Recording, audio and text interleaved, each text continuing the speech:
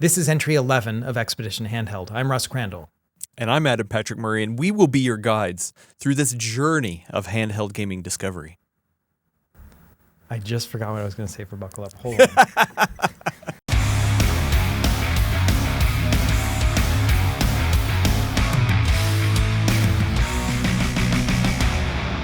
Russ, here we are for episode 11. How are you doing over there in Hawaii, man? I'm good, man. It's actually like the first real day of summer is what it feels like. I had to turn the AC on. Usually I just roll the windows down a little bit, but it's getting warm out there. It's feeling good. All right, getting toasty. Yeah, you know what? Yeah. Oh, it is feeling a little toasty in here. It's just like a little hot under the collar because, man, I tell you what, last week I got roasted in the comments of last week's episode. I got a lot of comments on providing the feedback during the AYN Thor Light section. And yeah, a lot of people were like, oh man, wow. Look at this 2-bit hack trying to tell Russ Crandall what he's doing. And yeah, so on and so forth. And I totally get it. Message loud and clear. I do want to pause and make sure it is clear to you, Russ, that I'm not trying to tell you how to do your job. I think you're awesome. I am Russ Crandall's biggest fan. I'm a fanboy here, even before we even met. And so, yeah, I'm sorry if that feedback came across that way. I totally did not intend to have it be like that. Yeah, you sent me, first of all, thank you for that. But you sent me a DM the other day and you're like, hey man, I don't know if you saw the comments, but like, I'm really sorry. Like people are giving me crap about like how I roasted you for that. And I was like, I hadn't looked. And so I'm like, yeah, like I had no idea that was even a thing. I guess, I appreciate people kind of coming in the comments and be like, oh, he was being so critical and stuff. It's like, that was my favorite segment we've ever done. Like I loved it because I rarely get that kind of constructive feedback right, like raw as it's coming out. You know what I mean? And so I really enjoyed that. And I get it. Yeah, it was a little like, I don't know, like a little critical of it, right? But that's what we were doing. It was fun, So I get it. But yeah, no apology needed. I loved that. I rarely get that kind of constructive feedback on the fly like that. And that's like what I am trying to emulate when I make a guide, is like, what is happening in the minds of other people as they're going through. And so, I'm not going to use all that advice, but I think it was all good. Yeah. I mean, that's the thing. And, maybe people don't want to hear that either, but, I guess I was just giving an opportunity to be like, oh, hey, here's what was in my head when I was saying this.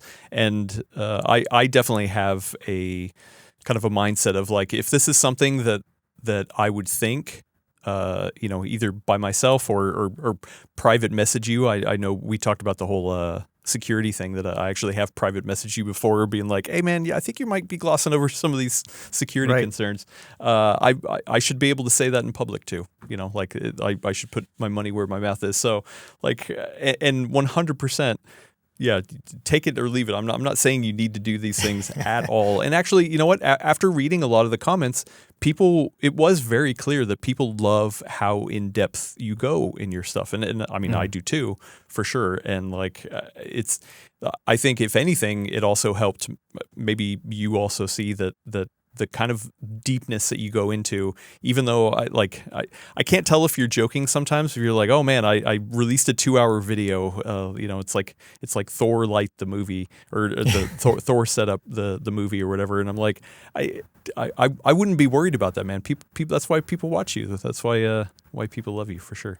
It's funny. Like the number one thing I'm thinking about when I'm editing is how can I make this shorter? I can't believe this is so long. I feel so bad. I'm like, I want to cut things out, I often just don't, but it never, like what happens in my mind isn't what's happening with everyone else. Everyone else is just like, oh, I can't wait to sit down for a 2-hour movie of some guy yapping about settings. You know what I mean? I'd never watch that, but is it because people have given you that feedback or you've seen like comments online, people being like, Russ, dude, your videos are way too long. Like where do you think you're getting that from?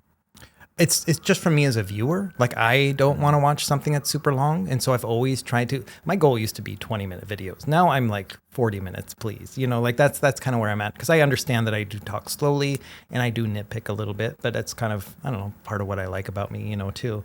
But yeah, for me as a viewer, I have a hard time just kind of watching a 40-minute video. And so I think that's part of it is I'm just trying to emulate what I want to see too. And that's, it's the same reason why I don't have ads or anything else in my videos, because I don't like seeing that stuff. But yeah, I've just kind of grown to just accept that I'm long-winded and rambling. I don't use scripts. I just kind of talk. No, I love it. And I want to make sure it's very clear that you're doing awesome stuff. We will get to the Thor light stuff because I actually did finish setting it up. Nice. We'll get to some stuff back there, but yeah, I wanted to make sure this was brought up for sure. And no, I appreciate it. And, yeah. So somebody made a joke real quick. Somebody made a joke that I couldn't tell if they were joking or not, but they're like, "Oh, hey, you seem like somebody who will take constructive criticism. So let me give some to you." 100%, please. Like I am not here to toot my own horn and think I'm awesome. I love getting feedback as well. So like, please roast me all you want. I love getting that stuff too. And me too. Yeah, it's like a lot of it comes from my military background. So we've talked about it before, but like I made Master Chief, like the rank E9 in the Navy, very fast. So 15 years. It was just super lucky. So I spent the majority of my career, like the longest time I was in a single pay grade was at the top. And when you get to that point, nobody tells you no. Nobody pushes back. And that was something that really bothered me. And so I always would go down to the ground floor, but like, listen, what's going on? What's wrong? Like tell me all the bad stuff and we'll figure it out together, And that's exactly what it felt like. I was like, this is great. Perfect. So yeah, I appreciate that kind of feedback. It's one of the things that I just kind of thrive in. Okay. All right. Well, we'll figure out how to incorporate it going forward. But yeah, we've got some news to get to. Not a ton of stuff, but the first one is around pricing. I actually didn't know about this until we got in here and you told me about this. So it sounds like Legion Go's are going up in price again, right? Going down, actually. Oh. So can you imagine? How does that happen? Going up again? I don't know. Hold on. I think your connection's breaking up. I think you meant to say down. Yeah, I don't know. They've gone from unobtainium to now just a pretty bad deal. Okay, so what's the bad deal then? So the Legion Go 2, so that's the one with the detachable controllers, the beautiful OLED screen that everyone was screaming to get. They finally put the screen in there, and then the price just went crazy. So there were 2 models of that one, and I don't think a lot of people knew about that because I never saw a review even for the one that was the lower spec model. So there's one the one that I reviewed is the Z2 Extreme, so very similar to the Xbox ROG Ally. That's the very expensive one. It's like $2,000 or something like that now. I reviewed that one, sent it back to them. But there is a lower spec model, same thing, Legion Go 2, and it has the Z2 processor. I get them all mixed up because they're all so similar, which is kind of just like the Z1 Extreme. I think there's maybe a clocking difference, and that's about it. But it's a cheaper model, 16 gigs of RAM, terabyte of storage, and that one also increased in price, and it went up to $1,600 for that one, which is, again, just a Z1 Extreme equivalent for the most part. They've now dropped it by $400. Now it's $1,200 instead. I'm not really sure what it was when it launched. I feel like it was like $899, maybe $1,000. So it's not at the launch pricing, but it's a lot closer to it. And it's just on their website directly, not on Best Buy or anything. Just there is where it's showing. Yeah, and I did go to Best Buy. Usually that's kind of my gut check thing. And the Z2, actually, no, I am seeing a Z2. Oh, okay. I see a Z2 Extreme for $2,000, and then a Z2 for $1,450. So you save $50. It's a deal. It's usually so it's $1,200 on their website right now. Oh, that's funny. Yeah, the pricing is so weird. Also, I was scrolling down and I didn't realize that they actually still sell the Z1 Extreme Legion Go 1. So brand new. That I can get it. I can buy it right now for $850, or, and this really depends on location and stuff like that, I'm seeing an open box as low as $633, and I was just like, man. So a Legion Go 2 with a Z2, which is essentially a Z1 Extreme, for double the price of an open box Z1 Extreme version of the Legion Go, you could almost. Like, I would almost be tempted to buy the original one and then buy the new Legion Go 2 controllers and slap those on there. Like, yes, the screen is a nice upgrade, but for half the price, like, oh boy. Like, It's still not The problem with those, I plan on doing the same thing too, where I was going to get those Legion Go grips, because I really like those controls compared to the old one. But it's like $300 if you get them both. Like, it's not cheap for those. Which is really? crazy. Oh, yeah, it's not. I thought cheap. when it released, it was only like 120 or something. One of them was like 100. The other one was like 150 or 180. So Okay, I can't remember which one is more expensive than the other. I haven't checked the price in a while, but that was like immediately turned off. I'm like, okay, nothing is worth that much for me for a controller. Never mind. I mean, like an open box deal. I mean, it's still coming in cheaper, but would that offset? Would that then it's really down to the screen and battery and stuff like that. But the screens are interesting because like the Legion Go 1 screen is a 1600p resolution, which scales really nicely for 800p stuff. Like there's a lot of good with that screen. The new one is OLED, and it also has a variable refresh rate, 144 hertz, but it goes up to 1200p. So they actually downgraded the resolution on that one, which honestly is more fitting for that chipset anyway. So it makes sense. So yeah, in interesting times, and also just really weird to see a price drop after all this price increase.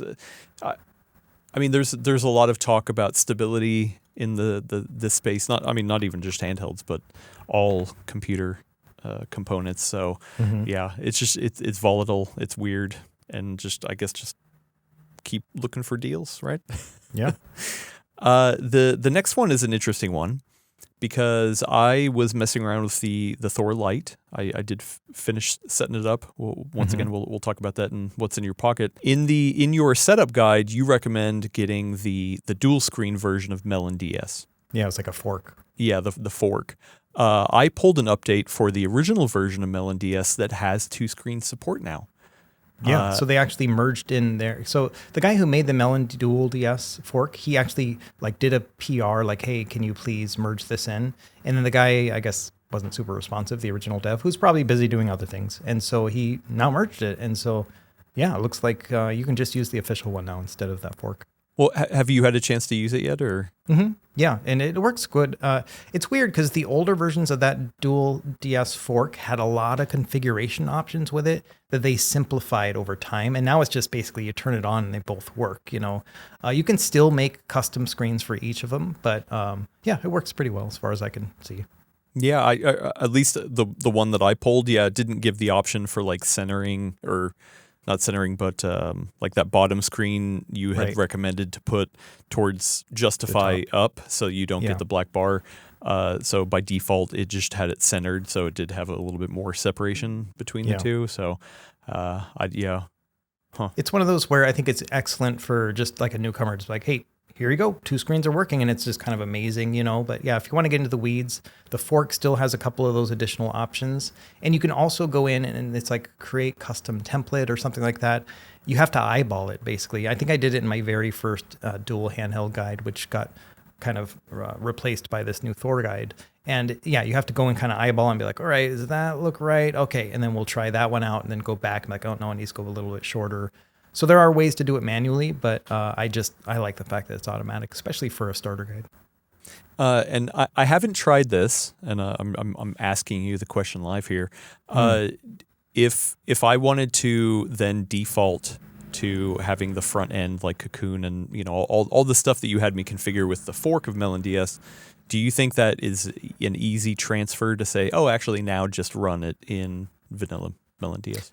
Yeah, for the front end, it's just a matter, you just go into like the settings and then the game systems, then go in and just change the emulator it's going to look for. Same thing with like emulation station and stuff. Save games and stuff will be a little bit harder, I think, because they are saved in 2 different places. So you'd have to kind of look into that and see. I don't know. I don't really maintain my save files for any of this stuff for DS games in particular. I don't need to know my high score in Tetris DS to start playing, so I just usually play. So but that's the one worry is that, when you're translating or transferring from one app to another, you always got to kind of figure out save files and stuff. So you'd have to look. That one, I think, is just going to be a standard folder, and so you just want to grab the save files from there. It's going to be like .sav files. Okay, interesting, sweet. I'll try that out. Or I might still just rock the fork. Do you think they'll continue to maintain the fork, or do you think that is dead? That's a good question. I'll have to ask them. I'm not sure. I mean, the biggest thing was just creating a solution for people who couldn't do it any other way, And so now that Like, for example, Azahar, which is like the 3DS emulator, they didn't have dual screen implementation at first. He had a fork that they eventually merged. And once they merged it, I don't know if he kept updating it. So it might be the same kind of idea. And so he's got a lot on his plate. He's also the guy that maintains the CMU fork, the Wii U fork. Oh, really? That allows you to do 2 screens. This guy loves multiple screens. Yeah, and he's also that's his thing. Like he even had one really neat one that I showed off in a very early video where for PSP he had a fork where it would play PSP up top, and then you could basically magnify any part on the screen and show it down below. So if there's a mini map on the screen or something, you can then have it show bigger on the bottom screen. It was super buggy. And I showed it one time and I was like, this isn't worth it, but here you go, But yeah, so he is definitely into 2 screens. He's also one of the developers of Isu, which is a front end that's been in the works for a while. That's very, very similar to Cocoon in its look and feel, very like DS feeling. And so he's a busy guy. So I think that, yeah, if it can just get merged into the official, he'll probably be pretty happy. Okay, nice. Sweet. Well, that's it for news. A light week, but we've got a lot we've been testing. So I would say let's take a break, and we'll be right back after these messages. All right. It's my favorite time to figure out what has been in Russ's pocket. Actually, you know what? Spoilers. I know what's been in Russ's pocket. It's an RG Rotate, and I tell you what, you had put out information there saying like, look, I have it, sweet, and I have a video, and then you released a video, and unfortunately I haven't gotten a chance to watch it yet, so I literally am coming in fresh. I have no idea what Russ thinks about this handheld, other than the headline, I guess.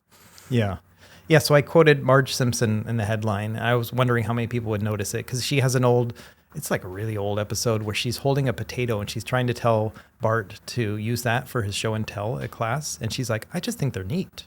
And so it's like a meme, And so the name of my title of the video is like RG Rotate. I just think it's neat, and honestly, it sums it up really nicely. So it's just a little handheld. It's about the size of a Game Boy Advance SP in terms of just like thickness and overall size and shape and stuff.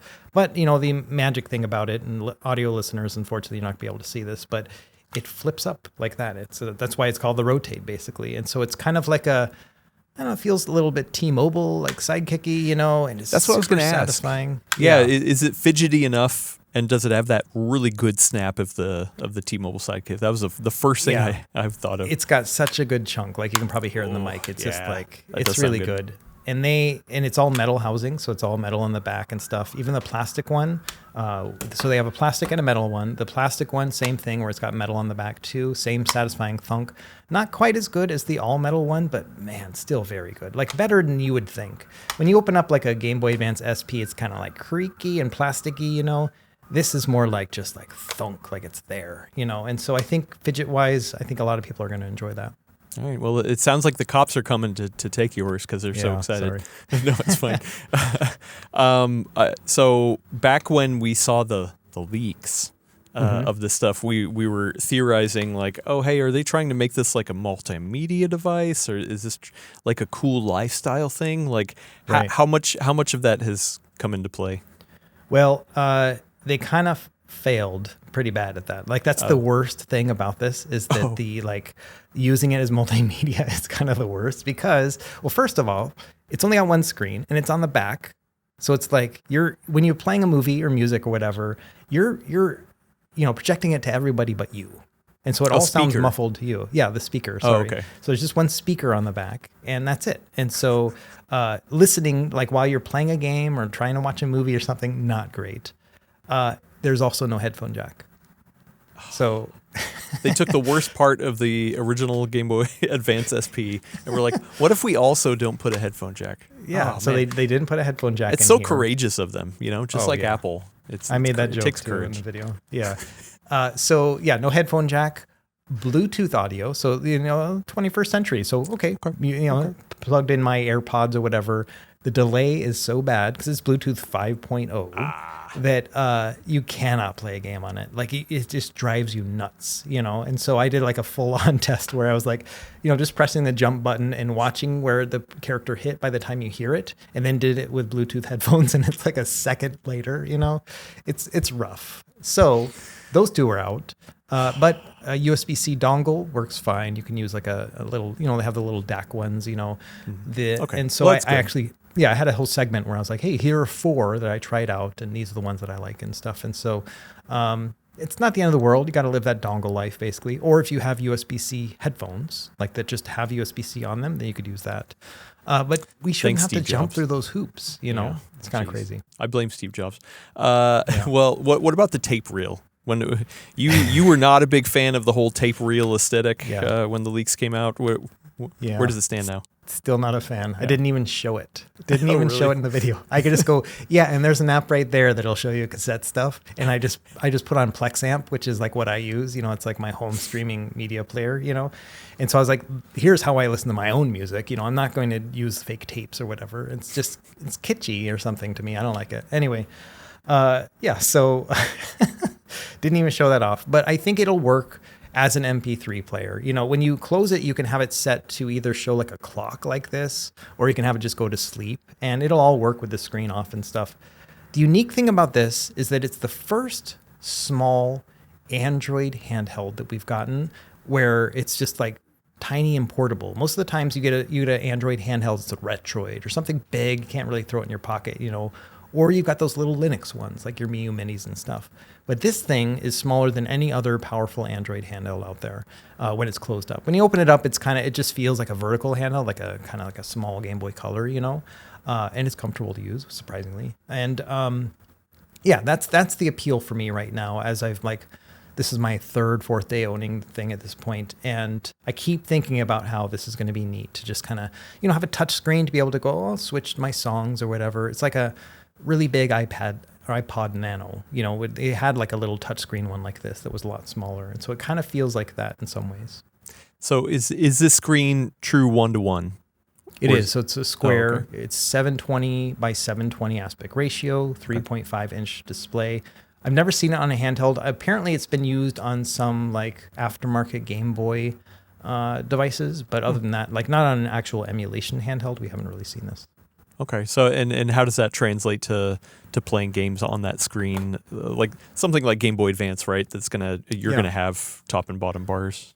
Yeah, so Game Boy Advance is the one system that's actually integer scaled, is a 3x integer scale. You're gonna have black bars at the top and bottom, but it is crisp. Like it's beautifully crisp. A little bit small, it's about 2.8 inches on this display when you're playing Game Boy Advance, if you were to measure it diagonally, 4x3 systems are about 3.1 inches. So you are losing some real estate because it's a square screen. But my main trick for this, number one, squarish systems, Game Boy Color, Neo Geo Pocket Color, all those are going to look amazing on this.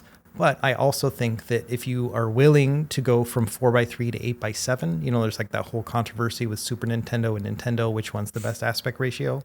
If you're willing to go with 8x7, then you can actually get integer scale on this for Super Nintendo and Nintendo by using integer scaling turned on, and then you use a thing called overscale. So instead of, usually when you turn on integer scale, it shrinks it to like the closest integer, right? Mm-hmm. When you turn on overscale, it will blow it up beyond the screen and cut off some pixels if it's close. And so this is like a 2.8x scale of Nintendo and Super Nintendo. So to blow it up to a 3x scale, you just got to cut off a couple pixels on the left and right. But the beauty about, playing back in the day is that the programmers understood that a CRT was going to cut off stuff anyway with overscan. And so they never really put anything important on the edges of the display. So you can play basically the whole Super Nintendo catalog at 8x7 integer scaled on a square screen. And so that's one of my favorite things about it. There have been other square screens that I've tested this on before. They're usually a larger one, like a 4-inch one. But all those tricks apply to this one too. So it is really neat in that regard. Is that like how do you implement that overscale? So it's just in RetroArch video settings video scaling. Oh, it's in right RetroArch. Okay. Yeah. Okay. So you just you turn on integer scale, and then right below it, there's one that says overscale or underscale. And then it's by default going to say underscale. You turn it to overscale. And then going deep into the RetroArch world, you would then have to go in and make a per core override. So you'd say, okay, for all Super Nintendo games, overscale, but not for the other ones. You don't want to do that for everything. Okay. Nice. Yeah. What about battery life? I mean, with such a small thing and it's running Android. Yeah. So it's only 2,000 milliamp hours, which is like This chip, the Unisoc T618, which has been in use for years on these handhelds, like the Retroid Pocket 3 Plus had the same one. They're usually like 4,000 or 5,000 milliamp hours, and this one's 2,000. So I found mixed usage 5 hours, and so it's not the worst. You know what I mean? Playing music with it with the screen turned off, I got 8 hours. So I think it's okay. It's not going to be an all-day device, but it's good for here and there, I think. Well, and what's the usual battery life for your, what is it, the Miu Mini Flip? Is that what you usually... Yeah, that's like 3 hours. Yeah, because like you use that one as hey, I'm just standing in line and I'll whip it out and play something real quick. So it sounds like it's better battery life than that. Yeah, it is better than that. Okay. And it really depends on what you're playing. And that 5 hours of mixed use was me pushing it with like Saturn and Dreamcast and Nintendo 64. And to be honest, those are not the systems I'm going to play on this because it doesn't have an analog stick. There's a cool little function where you can press volume up and power at the same time, and it'll swap it out so that the D-pad is giving analog stick inputs. And so if you're playing a game like Mario 64, where the D-pad is not going to work in that game, this will make it behave like the analog stick. It's still a D-pad with Mario 64, like not a great experience. But you can basically trick it in the software, and some games will be fine. I think racing games are fine with a D-pad, like F-Zero or something, that's fine. Huh. Man, sorry, I really am coming to this fresh. What about price? Yeah, it's not bad either. So I was expecting it to be pretty high, but it's got 3 gigs of RAM, and the plastic and metal versions are different prices. So the plastic version is $88 before shipping. The metal one is, I think, $108. So $20 difference between the two because of the aluminum casing. Like it's just the casing. That's the only difference. Okay. Yeah. And what else is different? Oh, there's like a tiny little like embossed thing of like a little acrylic thing that has the logo, but it's like a minor difference. Yeah. The thing is the T618 chip though is often usually like $110 device in the first place and all the way up to like 180, back when it was actually first launched. So this is the cheapest I've ever seen this chipset at launch for any handheld, which is not bad. Anbernic usually is a little bit pricier, but I think they're getting, I don't want to say desperate, but they're learning their lesson, I think, when it comes to pricing. I mean, I guess they're saving on battery. They're not putting any sticks in there. The screen no headphone jack. Cheap. Yeah, no headphone jack. That's where they're saving their money. They're like, every little cent helps. Sir, I think we can sell this for cheap now. We're good. Right. Okay.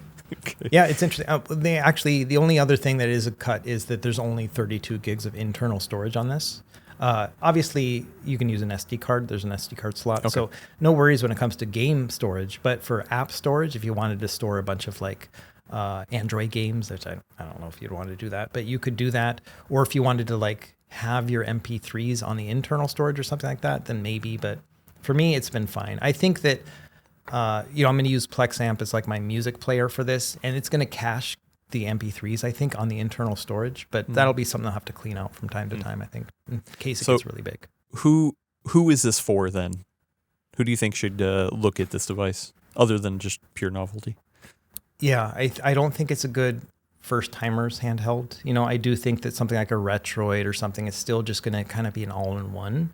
This is definitely for people in the community who are not trying to get like the most powerful or like the kind of system that's going to do it all, but they're just looking for something fresh and new and something that they can pocket around. Like that's the major thing I've seen in like the subreddits is that people are just excited that it's a newish form factor. They didn't, other than that headphone jack, there's no like huge blunders with it either, which is, something Anbernic's always known to do. So I think it's really going to come down to somebody who is looking for like this hybrid kind of everyday carry lifestyle handheld that also can play all your retro games too. Okay. Well, I mean, yeah, but maybe the gimmick of it enough is going to move some units. Do you worry about the durability of the screen at all? Because like this begs to be pocketed. Right. I'm a little worried about it. It comes with a screen protector. So what I've done is I put the screen protector on the metal one and I didn't on the plastic one. And so what I'm going to do for like the next week is I'm just going to throw one in my pocket every day, just kind of alternate days and then see if, what my experience is between the two of them. And so, yeah, it's surprising too. There's not a huge weight difference between them, about 40 grams, maybe, not a huge amount. And so that was another thing I was really surprised with is that the they're both somewhat chunky, you know, but the metal one is not like super heavy like I was expecting. Okay, nice. Oh, what do you have any plans for follow-up coverage? You gonna have a setup guide, anything like that? Yeah, I don't know what I'm gonna do. I hadn't thought about a setup guide, but maybe that'd be fun. I was planning on just doing like a final like long-term review because it goes up for sale. By the time we do this video, there'll be like 2 days left. By the time this video comes out, there'll be 2 days before it actually launches. Oh, okay. I'm not gonna be able to do a final review before it launches. That was kind of my video because that's why it was like 40 minutes. Because like I'll do everything I can now. And then I'll do some sort of follow-up later on where it's like, hey, long-term, what do I think about this thing? Which one do I prefer between the metal and plastic? Because I'm still kind of torn between the two. And that kind of thing, yeah. Are you torn because of the price? Like as in, is it worth it to upgrade, or you just don't like the feel of one over the other? Or? Yeah, so it's funny, I always prefer plastic over metal. I like the metal ones. They're kind of neat, Really? you know. I like the feel of it, you know, every once in a while. But like, I just like plastic handhelds. Like I want my toys to feel like a toy, if that makes any sense. And so immediately, like when I got the 2, I was like, okay. And I grabbed the plastic one, and that's the one I set up, you know, and I actually put all my stuff on it and Wow. everything. I left the metal one just as it is.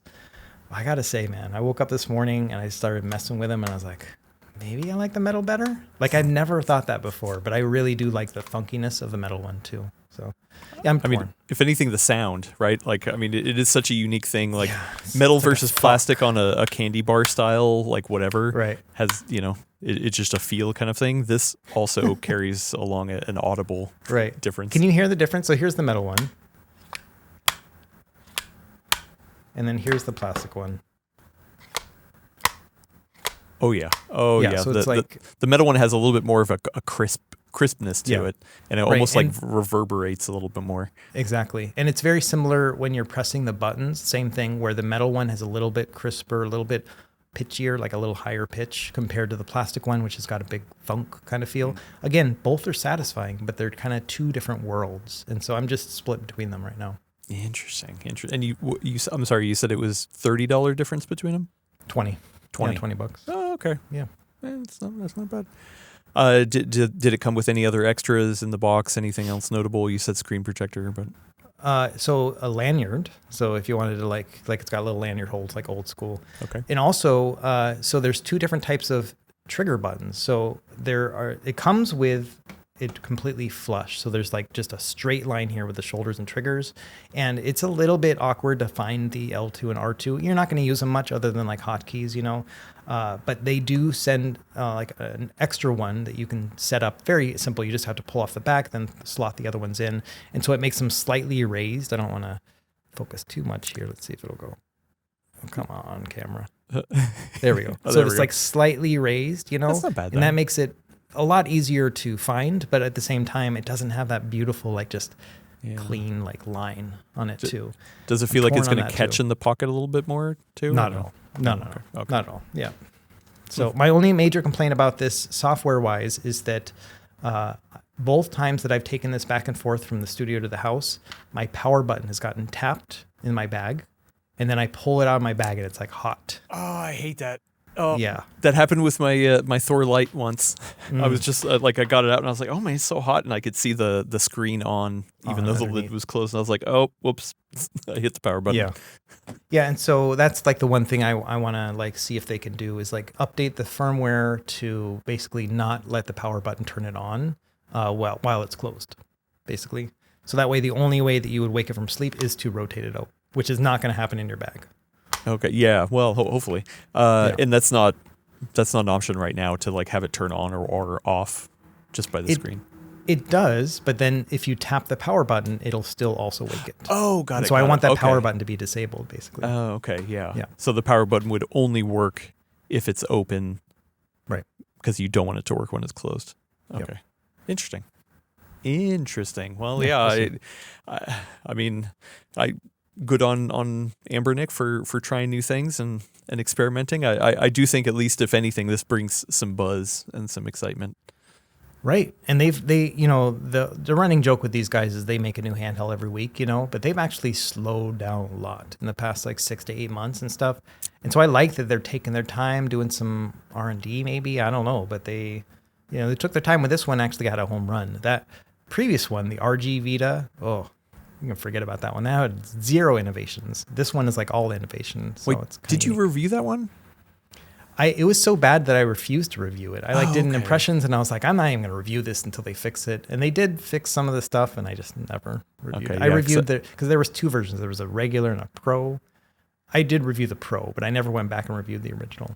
Okay. Interesting. Well, Yeah. something that I would call probably just as disappointing as the RG Vita experience that Russ had is Auto SR. So Microsoft released is air quotes here. I'm going to put it very, very roughly. Their Auto Super Resolution. So this was available on Qualcomm chips before. So essentially this is Microsoft taking on upscaling. So there's third-party options from NVIDIA has DLSS, AMD has FSR, Intel has XeSS. All these are upscaling technologies to get more performance at a hopefully a minimal impact to image quality. Microsoft said, hey, what if we can enable that at the OS level, which is smart. And not only that, it says we can use the power of the NPU in all of these new AI PCs that everyone has, which, I joke around about it, but there are very limited uses still for the dedicated NPU that I was excited to be like, okay, cool, let's try it out. I did not try the original implementation on Qualcomm, but by all accounts, people were like, yeah, it's not great. But part of that I kind of wrote off as those early Snapdragon Elite chipsets were just not meant for gaming anyway. Like they weren't great. So I was like, oh, okay, maybe it's I can't quite tell if it's one or the other. So Microsoft, this is the first time they're releasing it for something other than Snapdragon handsets, and the availability is only on one device, the Asus ROG Xbox Ally X, not the non-X. You can only use it on the X. So, I tested it with my coworker, Michael Kreider. I keep wanting to say co-host. You're my co-host. This is my coworker, Michael Kreider. He pinged me because he has the non-X version on hand. He did not have the X version on hand. So he's like, hey, can you run some tests for me? And I'm like, okay, you know what? I haven't had a chance to do this. Unfortunately, I didn't get around to doing a video version of this, so I've only got an article with the testing that we did that Mike wrote up. So I'll leave a link to it in the description if you want to go read it. But I did some testing in some games. And yeah, there's two things here. Number one is, well, actually three. One of them is usability. Number two is performance, and then number three is image quality. This is a choose your own adventure, Russ. Where do you want to start? Let's talk about image quality. I mean, that's like the biggest thing for me. Yeah, it's junk.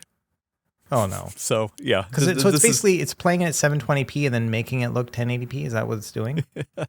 Yeah, you can only engage it by setting the game at 720p, and then it upscales it. It's not just up to 1080p. Like I was using it on a 4K monitor, so it was like upscaling, to that. But that's the other thing. Maybe we should just start with the usability part because, you can only do this on an external monitor. So, what? Yeah, it's limited to taking your ROG Xbox Ally X and hooking it up to an external monitor and playing the game at 720p, and then it upscales it past that. That doesn't make any sense. Yeah, I was like, I mean, hey, I'm sure there's plenty of people who dock their handhelds. Okay, cool. I'm willing to go with that. But man, when like the hoops I had to jump through to get it all set up, which real quick, I do want to preface, they are marketing this as a preview. This is not a final release, anything like that. This is just a preview. But really, I've been calling it a beta test, kind of like the Xbox full screen experience. I think they're still putting it out there to a very small subset of people who are going to try it out, and they're going to get a lot of feedback and hopefully make it better. But there's just so many weird caveats to try to turn it on. And then to get to the image quality, it's just the best word I can have is swimmy, right? In most cases, I much preferred a native 720p image rather than the 720p image with auto SR upscaling to a higher image. Like Wow. it wasn't swimmy because it was almost like taking the jagged lines and trying to connect them in weird ways and like softening them. So it's not a blurry, but it's almost like when you see an AI image that has kind of just a weird swimminess to it. Yeah. Like it's artificial. Like smeary, maybe? Kind of, yeah, but it's not losing great. Like it still was a sharpish image. It's not losing clarity. It just like is interpreting it like a weird painting, like some sort of filter over it. So there are shaders on the retro side, like I forget the names of them because I never used them, XBR, I think, and stuff, where they make Mario look like a watercolor, kind of. Oh, and at first I was like, that's kind of neat, but then I was like, this is just so wrong. So it's kind of, I'm assuming kind of similar to that. Kind of, yeah, I don't know. So I tested this multiple different ways. I have a couple different games in here. And I've got some numbers in the example that we can go through if we want to. But I tested it 1080p native. I tested it 720p native. I tested it with auto SR at 720p upscaled. And then depending on the game, I tried to also test it against one of the other upscaling options that were available. One of the big games that they were touting the ability to do this with was Borderlands 3, which I thought was a little weird. Okay, that's a little old, but whatever. Let's check it out. And it dawned on me later when we were talking about this on the Full Nerd, because I think the reason why they were trying to push this is actually a good reason, and that's because Borderlands 3 had no upscaling options. Like they had a way to scale the resolution, but it was just a pure percentage slider. So it was just natively rendering whatever percentage. So it had no way to do any sort of enhancement on upscaling. So it's like, okay, that's kind of cool. You use the power of the hardware you have to override that, and because I doubt they're ever going to go back and add that into Borderlands 3. Right. So that one I didn't have anything to test it against. But once again, even there, I much preferred the 720p image over the auto SR image. Like it just not. Wow. Yeah. Not only from the image quality, but also the performance aspect too. So let me show you the numbers. At 1080p native, it was running at 57 frames per second with the I had it DX12 mode, full screen, medium preset. At 720p native, it was at 68 FPS. So, a comfortable jump of almost what is that, 11 FPS over that. And the auto SR running at 720p was 62 FPS. So it fell in between the 1080p and the 720p, and it looked worse. Yeah, that's that MPU, I guess. So it looked worse, and it played worse than just playing it at 720p. Yeah, like I don't, and I honestly don't know why. I don't know if this is an optimization thing. I don't know if maybe the NPU is not great at calculating this math in a way that makes sense for games. I didn't dig too deep into it, but yeah, I ran these 3 games and then noted a bunch of stuff and talked to Kreider, and he went off and made the article. But yeah, the other game I tested was Cyberpunk 2077, and then I also did Shadow of the Tomb Raider, and it was all the same kind of thing. Auto SR essentially performance-wise landed between 720p native and 1080p native, but the image quality hit was just not worth it. Wow. In Cyberpunk, I was able to do FSR with the I did both 2.1 and 3 because the performance is a little bit different on each. And Auto SR pretty much turned in the same average FPS as FSR 3, which is the quality mode. And yeah, I was, but visually that's where it all broke down for me. So that's a shame. Yeah, because I've been looking forward to this since I think they talked about it in August or something, even before that. Yeah, it's a shame. And then also I remember Carrie the Fox saying that that it was going to cause input latency as well, so at that system level, and so there's like a processing time with that NPU. Did you detect anything like that when you were trying it out? I just did in-game benchmarks. Oh, okay. Well, first because I wanted to test it, right, and then after I did those hard numbers, I was like, okay, I don't even care. Like I guess part of me, like I could have went and did some further testing, but at that point I was like I would never use this. So even if it had no impact on latency, it doesn't matter. You still wouldn't use it. I still wouldn't use it. So so I did not test that. No. Wow, it's crazy, and it's it's a shame. I mean, I'm hoping that obviously it's just the first of many steps, and that it'll get optimized and stuff. But I mean, they're letting people try it out, and so that means that they think it's good enough to at least show some people. And that's not super exciting. And it's so weird. You can't do it on handheld mode. Like that's the one time I would want that, right? I got a smaller screen. I'm not really gonna care that much about all these little pixels and stuff. You blow it up on a big monitor, and you're gonna see all of those issues. And so it's just strange for me. Yeah, I actually should have reached out to Microsoft for comment about this. I'm not the person who usually interacts with our Microsoft PR contacts, so not that I couldn't, but I just didn't think to. But one of the thoughts I had was, man, I wonder if the only way they can engage the NPU is by having the display out, and so I don't know. That's just a theory. Sure. When it comes to the next Xbox, which I think this is something that once again they're working on for the next Xbox, that won't be an issue because it'll literally just already need a display out. But man, I wonder if they would have any sort of issue on other. Well, no, that's not true because that's not. Never mind. That's not true because on the Snapdragon stuff. Well, actually, okay, sorry. I'm thinking through this in real time. Maybe on Snapdragon it's easier to route the video signal through the NPU if it's integrated. The display is integrated, but maybe on the AMD chipset side, they're like, oh, we can't route through the NPU unless we go display out. It's possible. Yeah, I mean, there's always been some funky things about AMD and external displays and stuff. I mentioned it in like one of our early episodes where the Legion Go 1 would only allow you to do integer scaling if, not even then, but like they had this technology to allow you to do integer scaling, but it only worked on external displays within the AMD software. Like it was just like a hiccup where it's like, oh no, the Legion Go won't do this because it's not an external display, it's an internal display. And it's like the dumbest reason not to be able to do integer scaling, but maybe something along those lines too. Yeah, maybe this is some sort of AMD something. So I don't know. Either way, even if it was on the internal screen, I just wouldn't use it. Yeah. like even in the scenario of Borderlands 3 where it doesn't have any other option for upscaling technology, I would still just run it at 7200p native. Yeah.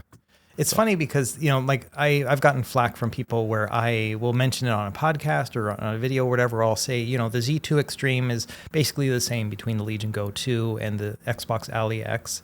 And every time I'll get some comments be like, no, there's an NPU on that Xbox Ally X and Auto FSR is going to, come next year and it's going to save everything. And it's like, well, here we are next year. And I'm not happy about that. Yeah. I mean, I want these companies to be able to tap into the NPU. They've been making this huge hullabaloo, whatever, to get NPUs and all these AI plus PCs and things like that. And then the amount of things that can actually use them are still very minimal. And so do something. Please do something. Yeah, I hope we'll get there. I mean, I feel like it's a requirement for me to say every episode that I just want the resolution wars to go away. Like like the Demolition Man thing where the Taco Bell won the fast food wars, I just want it to all go away. I don't want to know the difference between FSR3 and XeSS2 and all that stuff. I just want to push a button, and if AutoSR is like one of the things that help us get to that point, then sure, I'm all for it. Right. Is there anything else you've been messing around with? Oh, just a real quick little one. So have you heard of the Nintendo Switch 2? Have you heard of that thing? It's like this little handheld. Nope, never heard of it. I never think of my Switch 2 as a handheld. I just play it docked because I hate Really? the little analog sticks on it. Like they're the dumbest little floppy sticks, and I complained about it in my initial impressions with it. I never did like a review of the Switch 2, but it's just like one of those things where I just don't use it in handheld much because of the sticks. But for me, it's the ergonomics, man. Like, yeah, the sticks suck, but the ergonomics itself, like after, half an hour, my hand is just cramping and I hate that. So I can live with that because I got the D brand kill switch stuff, so it makes it comfortable to hold, but it's still the same dumb sticks. Well, we finally got something. I got something in the mail yesterday. It's the Mobapad M12 HD, beautiful name. And this thing's got big old TMR sticks. Like it's just, let's get it to focus here. Anyway, they're beautiful big sticks, and my camera doesn't want to focus on it. There we go, finally. And so yes, full-size sticks, and same technology as in the Steam controller. They feel great. They got clicky micro switches for everything too, and they snap into the Nintendo Switch 2. All the other ones have been like they'll slide into like a little dock, like the cracked one, and I don't like that, and because I want to be able to dock it, And so this just snaps on the sides, dock it as you would, and it's like. It's end game for me. Like I'm just like, okay, now the Switch 2 is a handheld, and that's a big deal for me. And so I'm going to make a video about this as soon as we're done recording. That's the next video I'm making. And so, once we're done recording, I'm gonna go buy it myself because you were telling me about this before we started recording. I was just like, wow, okay, then. But what about like usually it's missing something like rumble or IR sensor or something. Come on, Russ. No downsides. No downsides. 6-axis gyro still works. HD rumble haptics. Amiibo support if you need it. It's got all that stuff. It's crazy. And it has USB connectivity when you connect it. It's not like Bluetooth that happens to magnetically connect. It is actually connecting like how the Joy-Cons do too. So input latency, all that's going to be great. There are no downsides to this thing. It's crazy. The Switch seeing it as a Pro controller? It's seeing it as Joy-Cons. It's seeing it as Joy-Cons. Yeah, you snap it in. It's like, oh, you got your 2 Joy-Cons there, I see. Oh, man. Working. That is so weird. That is so weird. And there's this is the first of the kind that have been able to do this? This is the first that I've seen that is actually snap-on new controls, with the full new sticks and stuff. Because the other ones, I keep mentioning cracked CRKD, they have like a slot-in one. I forgot what that one's called, And I have one of those. Nitro Boost or Plus or Nitro Deck. Nitro Deck, yeah. So I have one for the Switch 1. Don't like it, but I really do like this one here. So for me, it's like the first accessory that is actually transformative. I've gotten a few, like the D brand one's great. It feels nice. I can still dock with that, but it's this one that really is like, okay, you got my money here. And that's the thing about the money. That may be the only downside. It's like $90. So it is expensive, but it's about the price of Joy-Cons. You know what I mean? So it's like, and I would take this any day over regular Joy-Cons. You can't rotate it and play like that. I guess you could with one of them, the right one, because it's got an analog stick and the buttons, but the other one's got a real D-pad on it. You can't use that for your face buttons. But like how many times, I don't know. In the times that I have do that, like the times that I've taken a flight with my wife, we'll usually take a Switch and then play Mario Kart or something and just play on the little Joy-Cons. But it's not a good experience anyway. So, oh man, bummer. Oh, I don't get to do that. Yeah, my kids, they do it all the time when they got friends over and stuff. But I don't like them using the Switch 2 Joy-Cons for that. I just make them all use Switch 1 Joy-Cons that are all beat up. I'm like, use these ones. So these kids just getting their dirty hands on it and stuff. So I mean, but still, at $90. With better functionality than the stock ones, and you're saying no downside, like that seems like a knockout of the park. So what you're saying is it's $10 worse than the Steam controller. Don't put words in my mouth. Well, this one works on the Switch 2 and the Steam controller doesn't. So that's where you can make your decision, I guess. Yeah. Okay. Man. I will say the other thing about it is they planned on putting out 2 different models. There was the HD and then there was the S model. The S model didn't have Amiibo support and it didn't have HD haptics, and it was like $10 more or $10 less than the HD one. They're not selling that non-HD one anymore. Like you can still see it, like there's rumblings of it. You can see kind of mentions here and there, but they've taken it off. So I'm guessing that they initially were going to have two different options, and then everyone wanted the HD one, and so they just canned the other one. So. I mean, yeah, come on. Like the Amiibo support, whatever. I wouldn't worry about that, but the HD Rumble would probably be enough for me to go $10. All right. Well, Are you gonna have an affiliate link? Maybe I'll wait for your video, or maybe you can send me your affiliate link before the video goes live. An affiliate link. They gave me a link to share, but I think it's just a regular little link. Oh, okay. So it's all good. Yeah. I mean, at the end of the day, I just want people to not use the regular ones. Like that's the little victory I want. So yeah, love it. Speaking of little victories, actually, I'll say a big victory. I have a note in here. It says Game Native WTF, Russ. And here's my problem. I finished setting up the AYN Thor Lite using your guide. Great guide. No notes. No notes at all for the rest of the guide. Actually, I didn't. No, I'm just kidding. No. And I got to that very last section where it was setting up Game Native. And at first I was like, you know what? I've set up everything I want to play on this, which is mostly the two-screen experience stuff. Yeah. Do I really want to do Game Native? Like I've got a Steam Deck. I've got other powerful devices to play, and I was like, you know what? I might as well just finish the whole epic journey and install Game Native. And I started using it, and I was like, oh my goodness. Why did Russ not tell me about this before? Oh, come on. I've been screaming it from the rooftops. I'm kidding. No, that's the WTF. Like, I feel like this has changed a lot in my mind. Yeah. Like and I have seen your videos, you know, and like I think the best way you described it is like you shouldn't count on it because there's still so many issues and bugs to get worked out. But you have had good experiences with it for sure. But you have to work for it. I guess I have always been such a PC enthusiast that I've wanted my PCs and my x86 devices to be the most powerful options that are out there. And I was like, you got these ARM processors over here. They're always going to be underpowered like the Switch 2. And, oh, that's cute. You can play games on your phone. But, you know, like anytime Apple How many goes... compatibility layers are you using there? Yeah. And then, every time Apple goes up and is like, oh, we've got a AAA game. Okay, cool. But, you know, like, oh, come on. Really?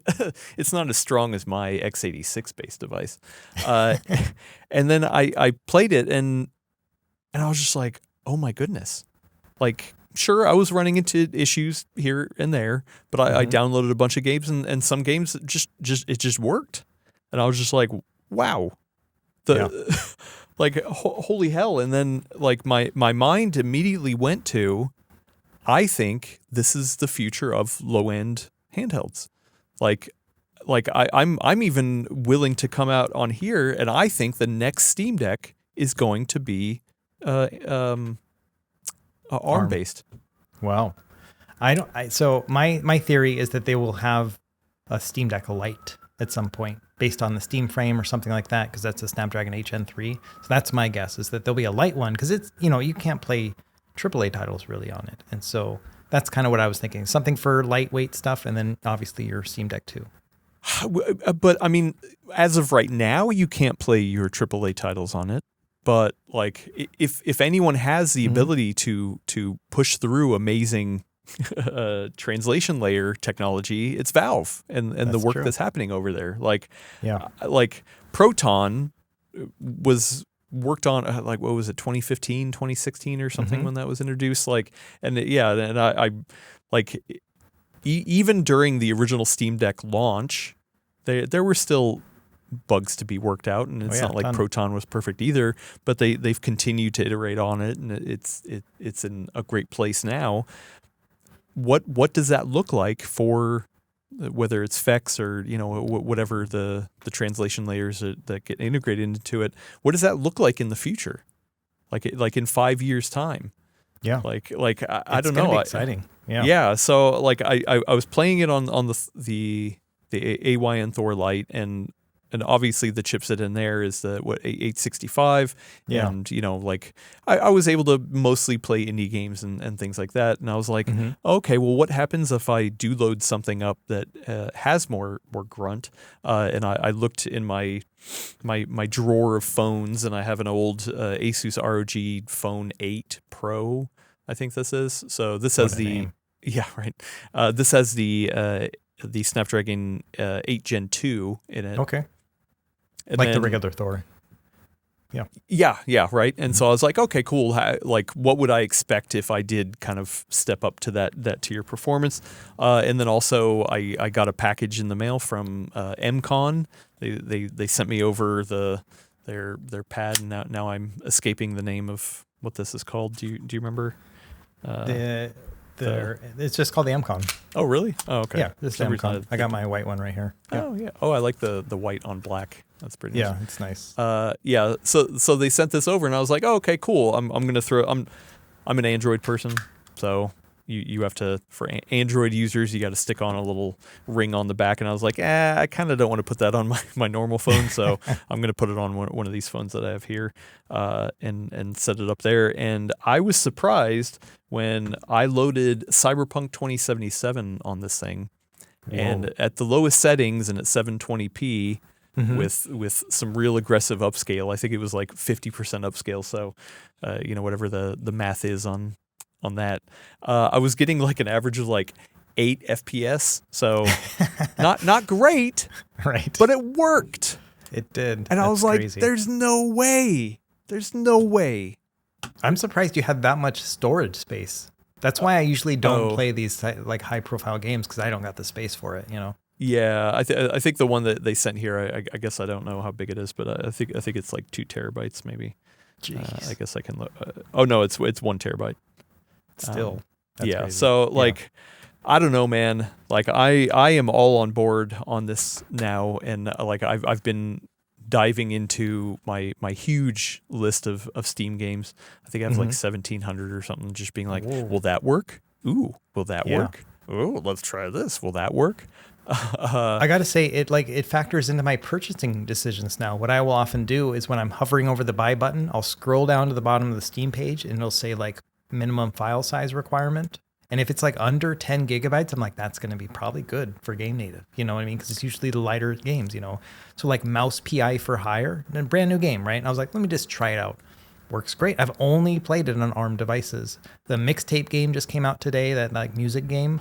11 gigs. So I'm like, this is going on my Odin 3, Yeah, no, and that was the other thing too. I was like, there are certain games like that where I was like, dang, I don't even need to get the big x86 device out to play. Maybe like this changed my whole thought on the AYN Thor Lite. I guess now that I've set it up, now that I've had a good solid week, I was prepared to walk in here and be like, heck yeah, for 2-screen gaming, this is awesome. For everything else, like maybe you could take it this or that or whatever. But then the fact that this can also play, a subset of the games in my Steam library as well, I was like, that's a huge selling point. Right. So. And cloud saves, like that's the big thing for me too, is like sometimes there'll be Android ports of games, you can play Stardew Valley on Android. Like, yes, but I could play the PC version of Stardew Valley right here on my Android handheld, and that's like a big deal for me too. And they now, like Game Native's been cooking, right? You can play GOG games, Epic Game Store. You can just integrate those stores into it. So you're just browsing through. It's a better browsing experience than Windows in many ways, which is crazy. Well, and especially the Xbox mode. Right. Right? It's just like, oh, come on, guys. Microsoft's like... You've got a lot of work to do on that Xbox front end. Like I'm glad you're working on it, but at the same time, these people over here at Game Native are kind of eating your lunch in terms of usability. They're doing so well, and I was a little nervous when I saw this in the notes where it said Game Native WTF. I'm like, oh man, he's gonna call me out for something else. What did I get wrong this time? But no, I'm happy to hear that this is it, because it really is exciting. It's been about 2 months since I did my last Game Native video, and it's so out of date now. I need to make another one. Oh, really? Like I feel like I could become a Game Native channel in many ways. Once a week updates. Because it's just crazy. They just implemented Proton 11 support in there, and now they have lossless scaling frame gen in the latest version too. It doesn't work great, but that is it's just another option that you can do, and it's. So I don't know if you tried on the Steam Deck, but to use the lossless scaling plugin, you have to go in, and then it verifies that you have bought it, and then it'll go through and download it. It's kind of a process. On Game Native, you just go and you turn on the setting, and then it just immediately, because you're already logged into Steam, immediately sees it, downloads it, installs it, and programs it in. So it's like actually more seamless than using the plugin on the Steam Deck. And this is just the first week of its implementation. Yeah, and with the rising costs of all these other handhelds, the x86 based ones, I was like, I could see a future where we look back and we're like, okay, that was awesome that the Steam Deck came out at the price it did. Like no other device was even. I mean, well, a couple devices were able to come close, but it was still just like, get the Steam Deck, right? And 3 times the price. Yeah. Yeah, and I don't think we're ever going to have that again. I think in the future that lower tier is going to be eaten up by the Game Native stuff, because like the AYN Thor Lite is even cheaper than the Steam Deck, right? And sure, it's not as powerful, of course, but yeah, it's very analogous to almost on the desktop GPU side, where a lot of people have been lamenting for good reason that there are not good discrete GPU options in like the $100 or $150 price range, which, right. 2017, the RX 480 that came out was just like a godsend. It was just like, oh my goodness, like look how much GPU power you can get for under $200. That doesn't really exist anymore. Partially because of economy stuff, but also because I think APUs have gotten stronger and stronger. That like I finally wrapped up my testing for for Panther Lake, which I was going to bring it up here, but I'm wrapping it up, and I think we talk about it maybe next week. But sure. I was surprised. I was like, man, look what you can get at low end APU kind of stack. And I can easily see a future where that happens on this end too. That x86 devices will rule the roost for expensive options, but cheaper options will be on ARM, and that'd be awesome. Yeah, I mean, I kind of related, but I did some testing of Game Hub. So that's the one that's ran by GameSir, which is the controller company, but they have something very similar to Game Native, but it's based out of China. I generally prefer Game Native because it's open source, and they don't require a login and stuff. Either way, they have Game Hub on Mac, and it's a thing that they had a closed beta for, and so I signed up for it and tried it out. Again, ARM-based chip. Obviously my laptop is an M3 Pro or Max. Like it's a good APU, but still, I was able to play things like Ratchet and Clank Rift Apart at pretty stable, like 50-ish frames per second at 1440p.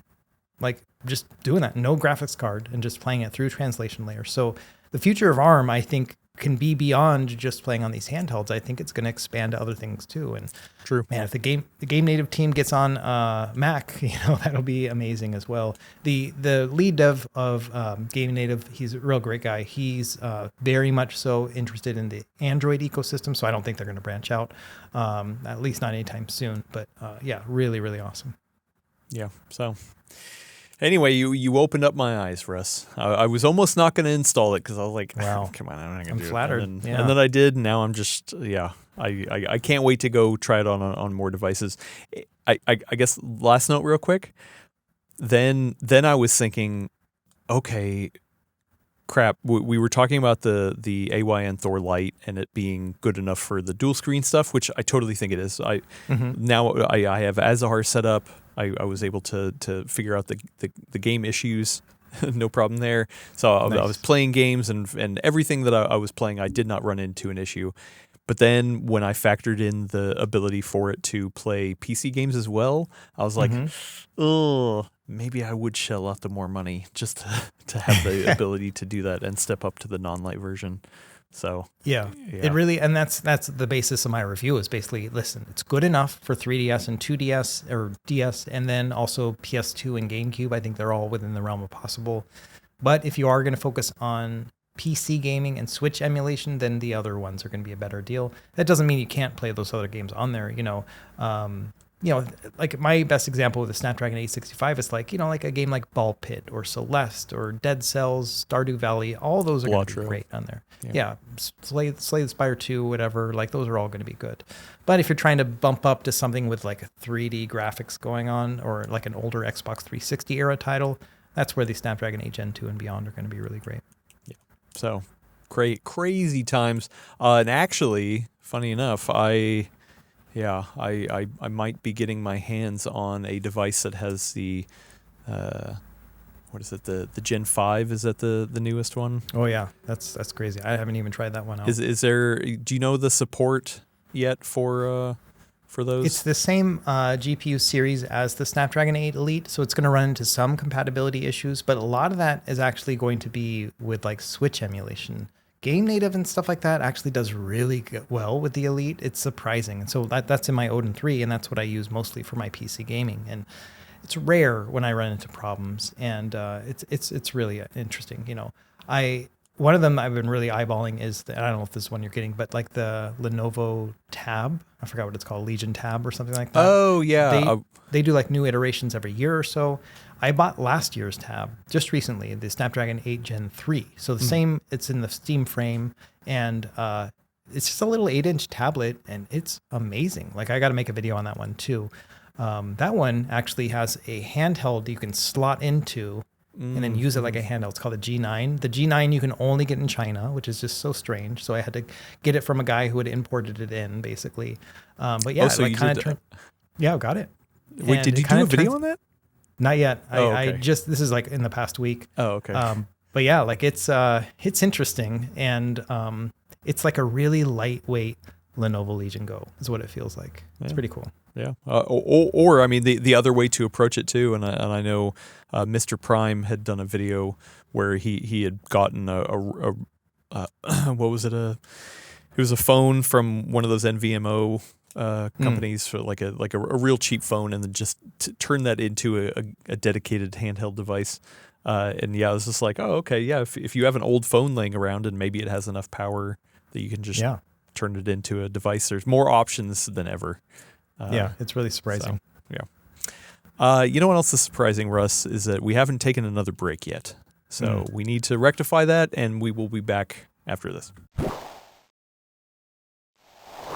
And we are back with some Buyer's Corner questions. We got some real good ones, I love especially these. around these topics that we're talking about here. So let's dive into them. The first one is from a friend of the show, I Can't See. So hopefully they're maybe just listening to the audio version of this podcast if they can't see. What Android handheld do you recommend for PC emulation on Android? Oh, that's funny. We were just talking about that. I have a Switch and an Xbox Series X, so I have the big games covered. I mainly want something for games that don't come to consoles.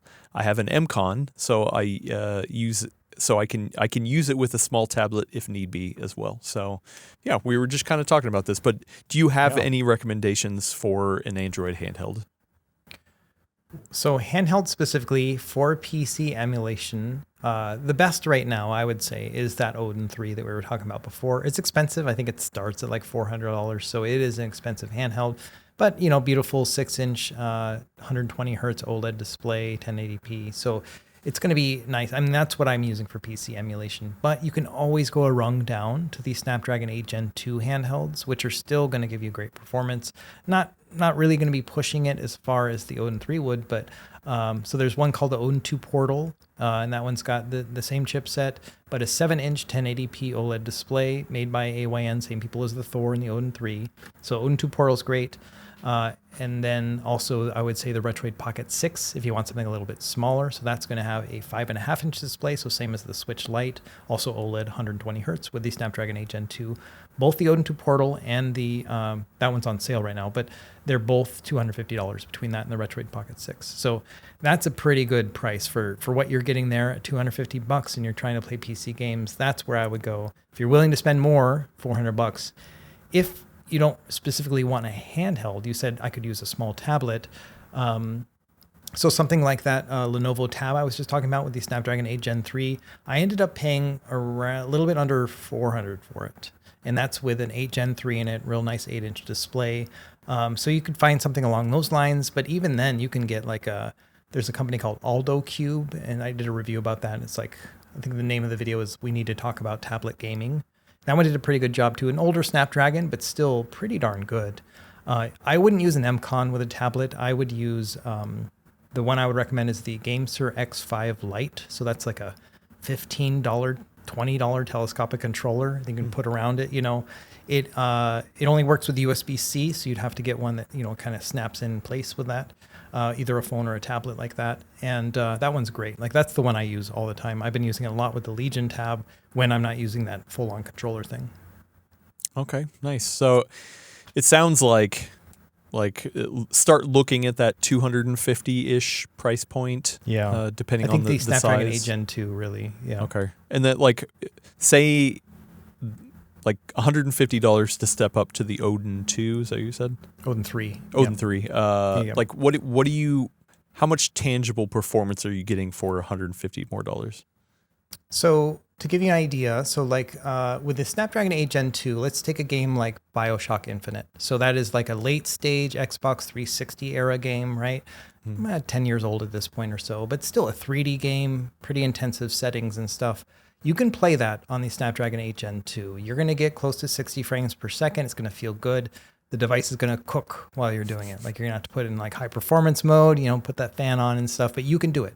And on the Odin 3, you can do that while also like underclocking the GPU, while also turning it on low performance mode, while turning on the low fan, and still get that same level of performance. So it's not necessarily, it will open up some really higher end games, but again, they're talking about they already have an Xbox, and so obviously like some of those console like games you can probably play on that, but yeah, if you're looking at those style of games, and some of those I do prefer to play on a handheld, even though I've got, I don't know how many versions of BioShock Infinite I've got in my various libraries, I love that game. But yeah, that's kind of the way I'm thinking about it. Like the Halo Master Chief Collection, for example. Yes, you can play that on your Xbox, but it's really fun on a handheld. And so that's one that you can play on the 8 Gen 2, no problem. But on the Odin 3, it just sings, like you're pulling like, because you can pull in Game Native, it'll show you how much battery drain is happening as you're playing. We're talking like 3 or 4 watts as you're playing those games. It's crazy how low power consumption it is. Yeah, and I totally forgot. Please remind me real quick that Qualcomm Dragon Wing Q8. What is that equivalent to? So that is the Snapdragon 8 Elite, but it is missing like the LTE and a couple of the other things that would be put in a cell phone. And so Qualcomm basically made them rebrand and said, no, you need to call it the Dragon Wing, because they were calling it Snapdragon 8 Elite on their website, and they got like their hands smacked. And they're like, nope, you got to call it the Dragon Wing.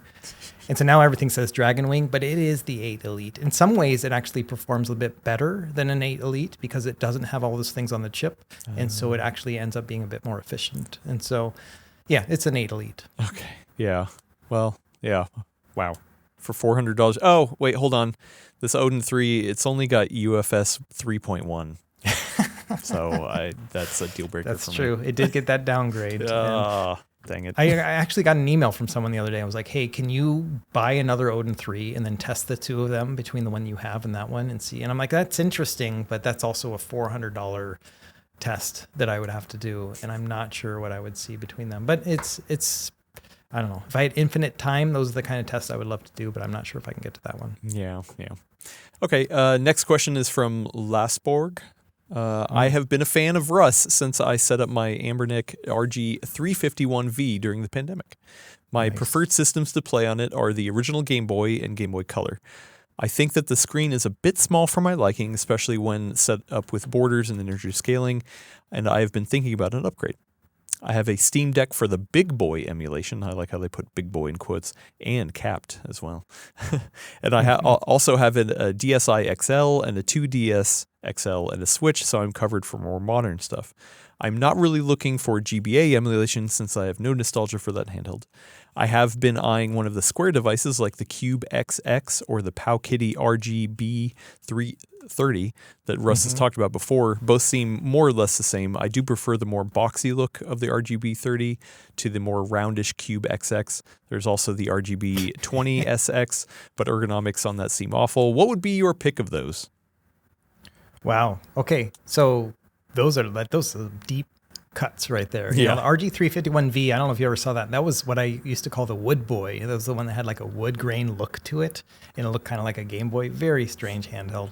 But yeah, he's right. It's got a 4:3 aspect ratio, 3.5-inch screen, which is kind of small by today's standards, especially if you're going to be playing Game Boy and Game Boy Color, and then also integer scaling and adding border to it. You're talking about like a 3-inch Game Boy experience at that point. It's like the same size as an actual Game Boy Color, but with a much bigger handheld. So totally understand the desire to upgrade. The square handhelds, the Cube XX and the RGB 30, and then the other RGB 20 SX, those are the ones that are like the Rotate, but with a 4-inch display. So all those tricks that I was talking about before, those were the handhelds that I tried them out on. Among them, the RGB 30, I really do like that one. It's pretty neat, but it's got a ton of different issues. Quality is not great. Powkitty is no longer making handhelds anymore, so I don't even know if they have many in stock at this point. Officially, they are taking a pause, is what the last thing I heard about them. The Cube XX, by the way, is just Ambernick, so it's obviously a bunch of those, about $60, so it's a really good price too. I honestly say among all of them, the Cube XX is probably the one I would go for. It's got a lot of custom firmware options, got a better build quality. I know it's a bit more rounded, but it does a lot more comfortable and fun. But I would actually not recommend any of these. If they're looking for specifically what they're looking to play, then I would say the Retroid Pocket Classic is going to be the one that I would recommend. And that's like $120-ish, so it's more expensive, but it's an OLED display, also with squarish aspect ratio, close to 4 inches too. The games are just going to look amazing on that. Ever since I got a Retro Pocket Classic, I don't really play Game Boy or Game Boy Color on anything else. I'm like, this is just perfect. And so that's what I would recommend. Even if you do integer scaling on that, it just goes a tiny bit down, like to the point where you can't really see a difference. And because it's OLED, if you get one of the color models that have a black border around it, you're not even going to see the bezel. Like you're not going to see that additional space. And so that would be my recommendation, is the Retroid Pocket Color. Retro Pocket Classic. And I have the Pikachu color one. It's like yellow with like a blue back on it. Really cool looking. And so that's the handheld that actually at home sits on my desk. Like it's in a little stand. And so I grab that if I just need a few minutes to play or whatever. So I know I'm not answering like their question directly because they've got the other ideas, but man, that Retroid Pocket Classic would make you so happy. And what do you see the difference between? They've got two models: the 4 plus 64 gigs and the 6 plus 128 gigs. Yeah, it's just going to be the RAM and the storage. Neither of those really matter. It's really, you're going to have to look at what's in stock nowadays because that's a little long in the tooth. And so as colors get sold out, they aren't really replenishing them. I think they're probably looking at a V2 here pretty soon. And so really just kind of look at what they have available. It's also got a 6-button option, so you can get it like a Sega kind of layout, you know. I wouldn't really recommend that for like Game Boy games and stuff. Playing 4-button or 2-button games on a 6-button controller is a little bit weird. I got videos about all this stuff, and so if they just want to check out those reviews, I kind of go into depth of why I prefer the 4-button over the 6-button and so on. So actually, I just went through it real quick on the GoRetroid.com, and I'm all of the 4 gig RAM configuration ones are out of stock. Okay. So it's only 6 gig options. So and that's like 120, 130? 150. Oh, geez, it went up. Okay. Well, something to think about in terms of price. That's a bit higher. But if you don't want to go that high, then yeah, the RG Cube XX is the one that I enjoy the most out of all of those. Okay, nice, sweet. Hopefully that helps. And then the last one on the buyer's corner here is the Uncrasmatic Boar. I think I'm saying that right. I'm a relatively new fan. Welcome. Been watching Russ's videos since the start of the new year and feel like a whole new world has opened up to me. Keep up the great work, guys. Thank you. I'm currently looking at getting either the AYN Thor Lite or the Retroid Pocket 6. After listening to the most recent podcast, I'm leaning more towards the latter since I have original hardware for the DS and 3DS. The I'm sorry, the reflectiveness of the Thor is a bit of a turnoff for me. I just don't see the value of spending the extra $150 just to get the less reflective model. My main use case is gaming while on public transit, since that's pretty much the only time I have to regularly to game. I'm mostly interested in handheld games, since I can play in 20-minute increments, although the extra power of the the Retroid Pocket 6 is nice, especially on a bang for your buck level. It isn't super necessary for me, and I'm just more of a fan of the general form factor. Which of the two would you recommend? And is there another, hopefully cheaper handheld you'd recommend instead, given my use case? And would it be better to just get the Retroid Pocket 6 for the value and wait for AYN or another company to release a dual screen handheld that fixes my main issue? Whew. Okay, so good questions on this. I got to go to the website too. So my first reaction is to get the Retroid Pocket 5 because that has a Snapdragon 865. You're going to play all your games on it, no problem. And pricing on it is $199. So it's $50 cheaper than the Retroid Pocket 6. Snapdragon 865, same chip as the Thor Lite. So you're going to get the same level of performance there. It got an all-glass front, so it has that same kind of reflective thing, but not as bad as the Thor where they got two screens reflecting back at you. And you've got a bunch of different color options and no additional cost for those. So you don't have to get the black one. And so, yeah, that's what I would maybe look at. My favorite color for that is the 16-bit color. It's like a tan-looking Retroid Pocket 5. That's the one I have, and it's got rainbow colors on it, and as far as the face buttons. And, OLED display. It only goes up to 60 hertz, so not 120. But again, if you're playing most of your, Game Boy Advance, things like that, it's not going to be that big of a deal. That's what I would probably go with, is save a bit of money, get the Retroid Pocket 5. It doesn't sound like the 6 is going to be a great fit in terms of just not using all that potential.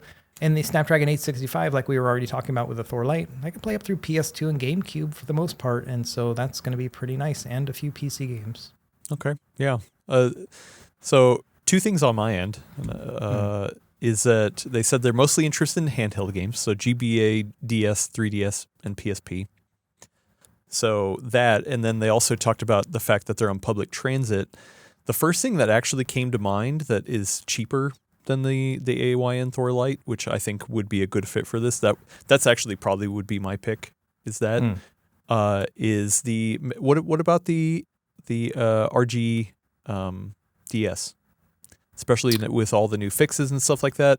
Because, I mean, they're obviously interested in the dual screen gaming stuff. I mean, I guess the 3DS part maybe falls down a little bit, but what do you think? Right. So the RGDS, you want to use 3DS or PSP on it. But regular DS, not even Game Boy PSP? Advance, no, not PSP. No. Okay.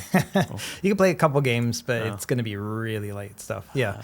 You're really looking at Game Boy Color, Game Boy Advance, and DS, and with that one. But that is a good option because it is not reflective. It's matte. It's like two 4x3s. It's like a very, it feels really kind of true to that, Yeah. But he also said they have they say they have original hardware for DS and 3DS too. Yeah. Well, it just makes me think, like, especially when you're on public transit, like the reflectiveness is a thing, but I was also thinking the pocketability, right? Like it is really nice to be able to just close a lid and just be like, okay, cool, I'm stopping for the day, right? Yeah. But then also part of it, and I don't know where they live. Maybe this is me showing that because I live here in the Bay Area and I'm always worried about this stuff. But sometimes I'm like, oh, if somebody were to just try to yoink the handheld that I'm playing on and run out the door, then, I would want something that's a little bit cheaper. So yeah, that's why I was also just like, the RGDS, it's going to be a little bit cheaper. And, like it sucks to get something stolen, but at least it's not as expensive. So yeah, I think, no, it's a good point. And I think that it really comes down to how much priority are they going to give to things like 3DS and PSP. The Retroid Pocket 5 is amazing for PSP. Like, it's one of my favorite ways to play that system. DS and 3DS, you're going to have to play them side by side, like old school, before we had the 2DS, like two screen handhelds. So it's workable. Depends on what you're playing. I mean, if I'm playing like Mario Kart 7 on the 3DS, I just need to have that one big screen and a little one on the side, and so that's perfectly fine for me. But yeah, that's another thing to think about. Okay, sweet. Then that is it for Buyer's Corner. We do have a couple just general questions that I want to get into. And if you have a question, whether it's a buying advice or just a general question to ask us, you can go down in the description. There's a link to the Full Nerd Network Discord. We have a channel in there called EH-questions. You can get some questions in there. Please, only questions in there. That's the best way to get a question on the show. If you want to chat with other fine folks about handhelds or want to maybe comment about another question that's there, please either right-click and create a thread on that question and chat in there, or we do have a handhelds channel that people are chatting in. Then you can get over there. The first one is kind of a fun one, and I think you actually added this when Mr. Dweeb was on. Yeah, we had a lot of questions, so I added a couple of them here because I thought they'd be just good general questions. Which, real quick, as I was going through this whole revelation with Game Native, Mr. Dweeb put up a video summating my thoughts on all this about playing PC games on handhelds. So I was just like, yeah, great video. Go watch that for awesome. Sure. So the question is, what are your guilty pleasure titles? I'll go first. Hamtaro. Which I've heard of, but I've never played. Have you played Hamtaro? I haven't. I just know of him as like as an old Japanese anime, right? Little hamster guy. Mm-hmm. So that's all I know about him. I don't know anything beyond that. My wife knows more about him than I do at this point. So my guilty pleasure title, Tecmo Super Bowl. So I don't know if we've had this chat, but I love that game. NES game, they had it on Super Nintendo, Genesis and stuff. The graphics are too good. I like the just like pixely, blocky NES version, not Tecmo Bowl, Tecmo Super Bowl. That was the one that we had. That one had the NFL license, and man, it was good. Like, the thing about it is that the OP characters are OP. So Bo Jackson, unstoppable, but I play as the 49ers, and mostly because at that time the Seahawks were terrible, and that was my team, right? But like 49ers had, Joe Montana, Jerry Rice. Yeah. And so you can just throw the ball. It doesn't matter. Jerry's going to catch it, and it's just amazing. And so I have a couple of things that I do with that game, just, like we said, guilty pleasure. So what I'll do is I'll use save states. I'll save state right before I call my play. And I don't know if have you played this game before? No, I actually never have. So the way it works, it's kind of like how the Maddens work and stuff. You come up, you've got a grid of 8 possible plays, 4 running, 4 passing plays. You pick one of them. That's what your offense is going to do. The defense also picks one of them. If they pick the same one as you, it's going to be like a full-on mass like slaughter, where the defense guys just go crazy and they just tackle you, right? So it's like you always want to get the same one as the other guy. So when you're playing 2-player, it's like it's like poker, like you're trying to guess what the other guy is doing, Anyway, so there's an element to that. So what I'll do is I'll save state right there when I'm picking my play. I'll pick my play, and then I'll play. And if the play doesn't go well, I load that state. And I just go right dude, back. What a cheater. I am. Man. But it's so fun, and again, guilty pleasure, right? So my goal is when I start up a game, 99-0. Because it does not go beyond that, right? You can go beyond that, but it'll stay at 99-0. And I won't even let them score a yard.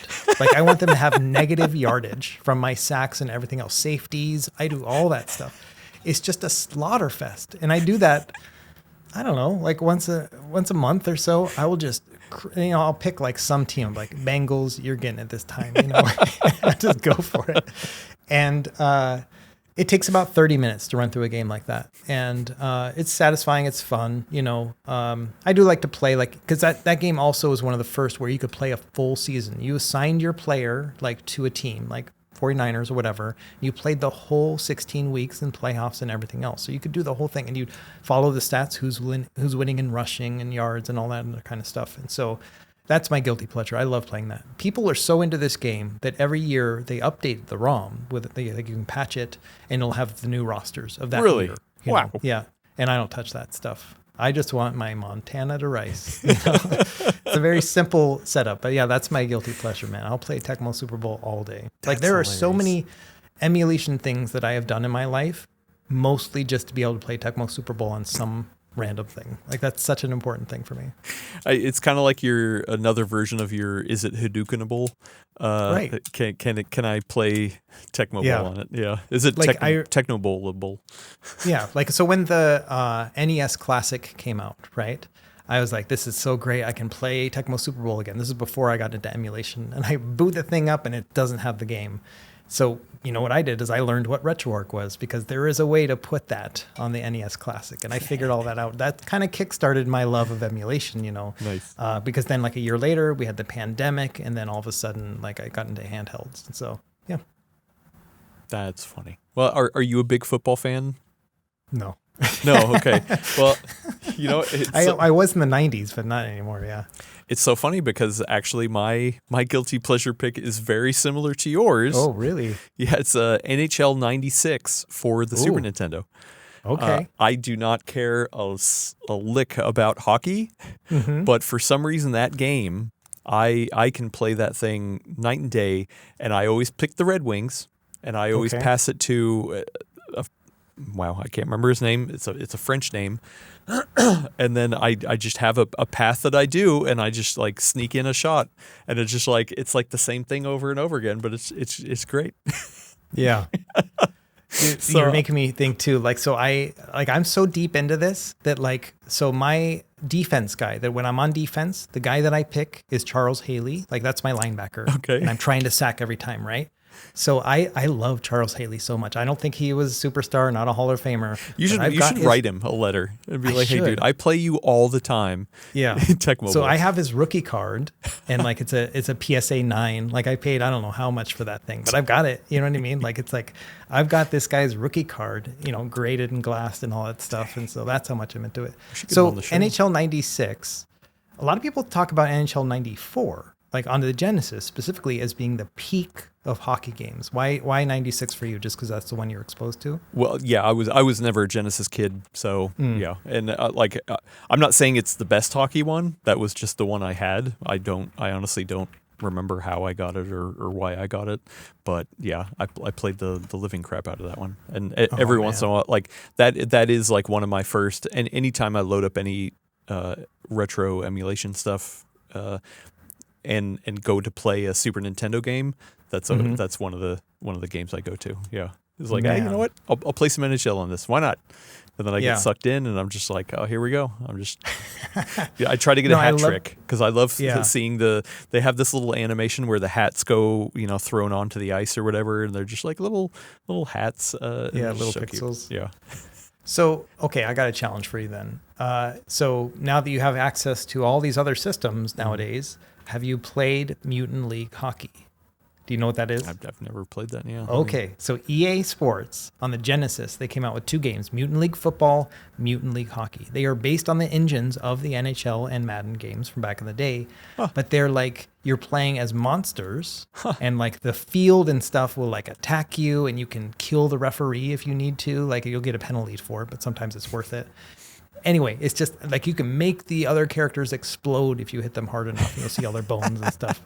And so this was just like a really fun caricature of those same games, but they play pretty well. The hockey one is not like super beloved, but I would be really interested if you tried this one out and see how it fares to the NHL 96 because it's a similar engine, you know. Yeah. And just to see how you like it. It's silly. That's funny. But it was kind of cool back in the day. We used to rent this one and the football one. I'd heard of the football one, but I've never tried this out. All right, well, I got some homework.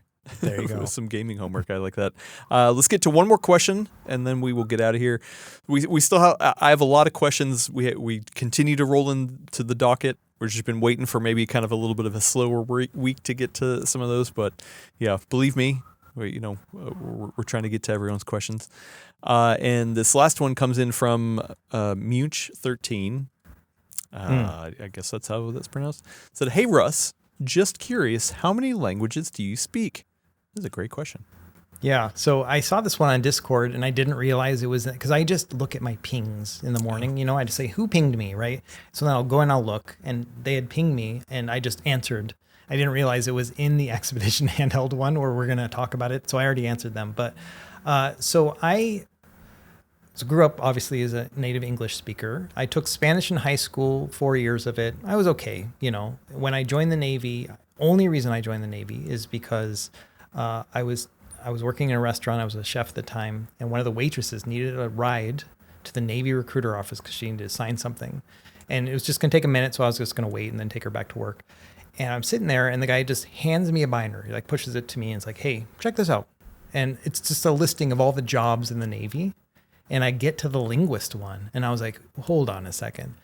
You'll pay me to join the service. I'm going to go to language school for 2 years, learn a completely new language. And you're going to pay me for that. Then I'm going to get the GI Bill, and then I can get out. And they're like, yeah.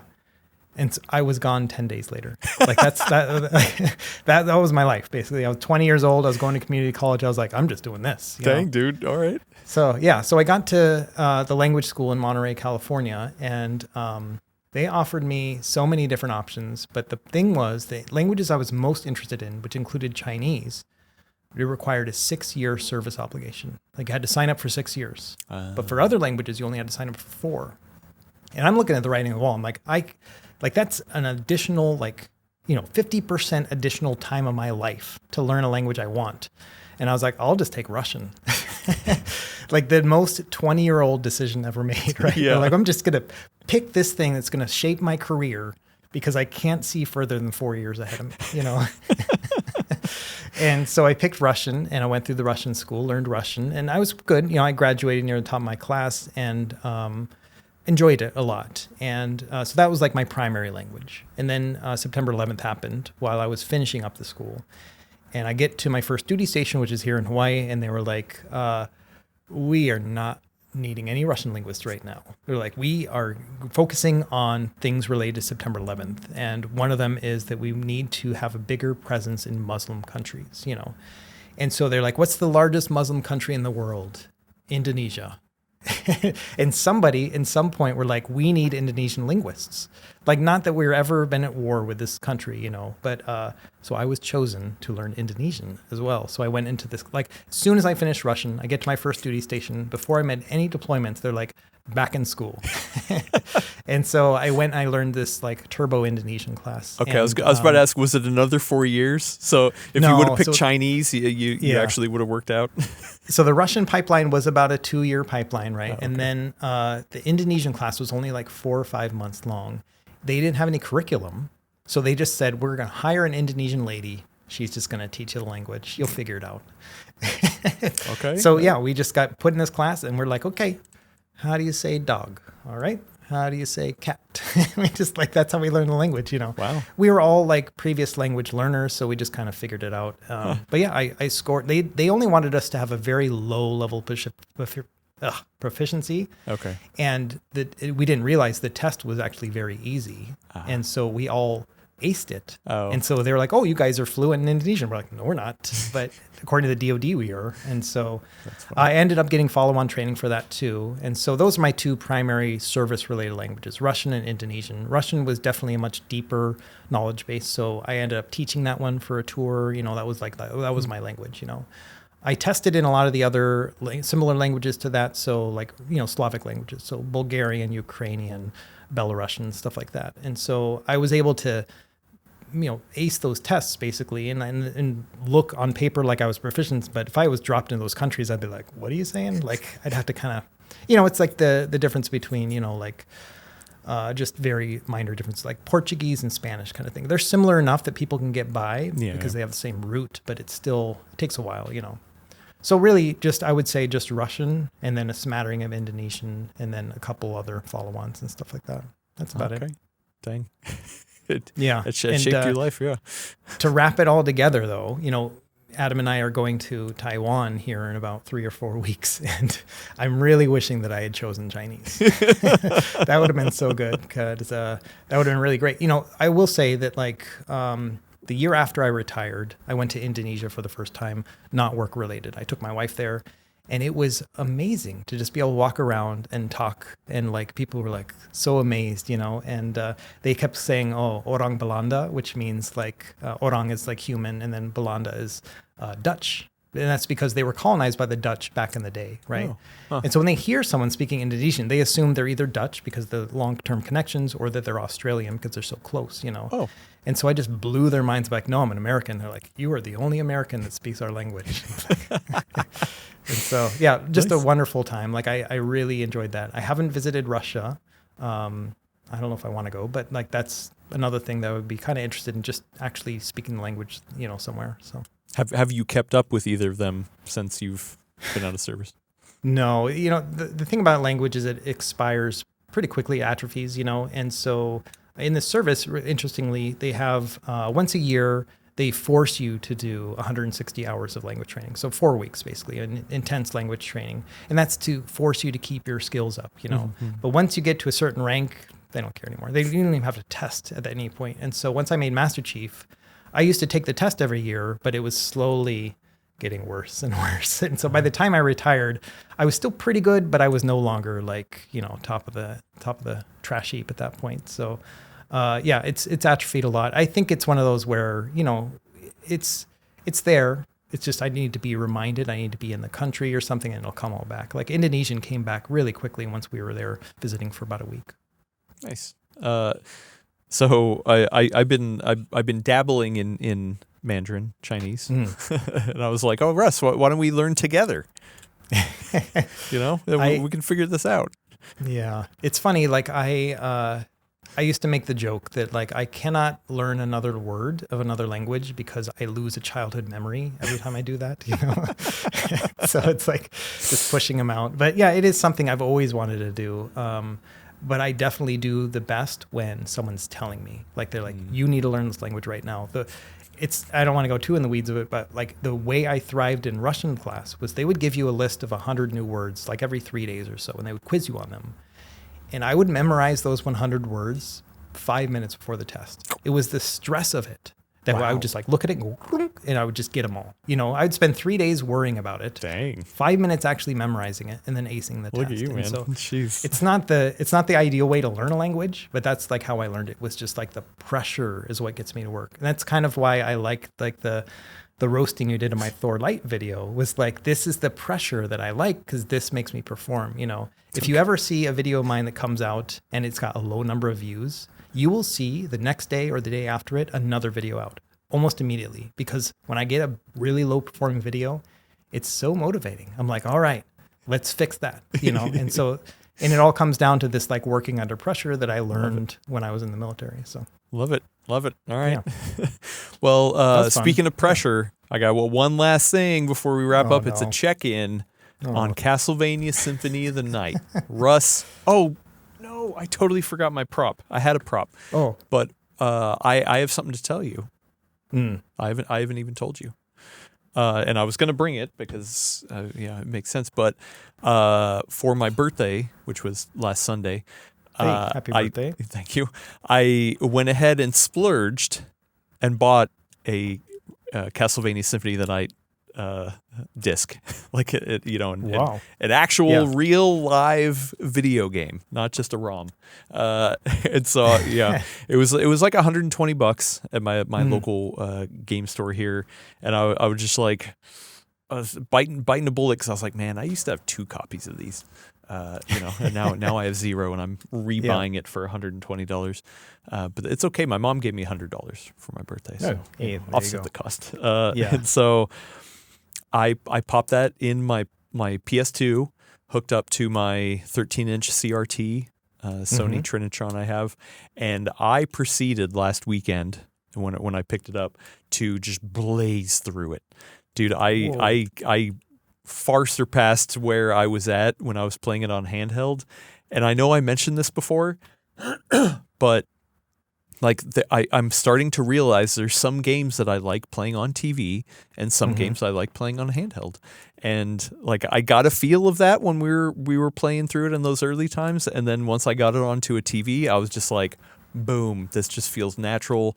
I cannot stop and I cannot put it down. And so, I got to, I think almost like 97% coverage on the castle. And then I just started sweeping around on the inverted castle. And I was just like, man, I have not done a full playthrough on this forever. And even though Wow. I just played hours of it on handheld, I was like, nope, here we go. I'm going to do it all again. And man, it was fun. So I was so excited to then be like, oh, Russ, where are you at with Symphony of the Night? Let's talk about it. Okay. Well, okay. First of all, before we talk about that, so the case itself, like the CD that you bought, I'm assuming it's like jewel case, right? It's not like the big fat ones that they had back in the early days of PS1. No, it's a jewel case. And specifically, unfortunately, because they didn't have the original one, this is the greatest hits. Green label. Yeah. I thought it was red. Is it green? Maybe. Yeah. I'm picturing green in my mind, but yeah. Anyway. Okay. I'm curious about that. I'm getting the Superstation 1 very soon. I don't know if you heard about that, but it's like the PS1 looking FPGA machine. And so I'm really looking forward to playing PS1 on that one. And I have the same feeling for Genesis games that many times I feel like it's not as great on the handheld, that I'd rather play it on TV, especially the Sonic games, and so that's one of those where I just kind of yearn to play it on the TV instead. I don't know why. Probably because that's how I remember it. But real quick, you are right. It's green. Okay. So Symphony Night. I knew this was going to come up, and so I've been busy making videos and stuff. But last night I was like, oh, I can't disappoint teacher. Again, going back to my like Russian days, where the Russian teachers were so brutal, and I was like, I can't let him down. And so I went and I tried to play for like an hour or so. I'm just stuck, man. Like I feel, and the other thing is, insult to injury, is that the other day I was looking through my old Xbox achievement history because I was trying to get inspiration of some games that I had played back in the day. And I found my Symphony of the Night Xbox achievements because I had it on Xbox Live Arcade. That's where I first played it back about 20 years ago. I got like all but one achievement in that game.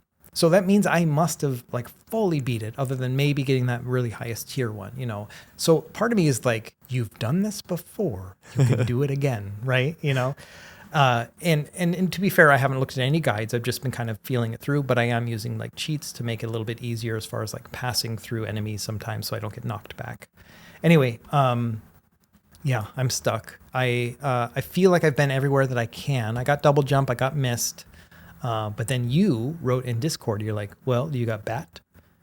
And it's like it woke up a little piece of my mind. I was like, oh, the bat, like I had forgotten about that. So I think that's the next place I need to be is to find the bat, which will open up new areas, because there are some that I can see and I can't double jump to, So I think that's where I am.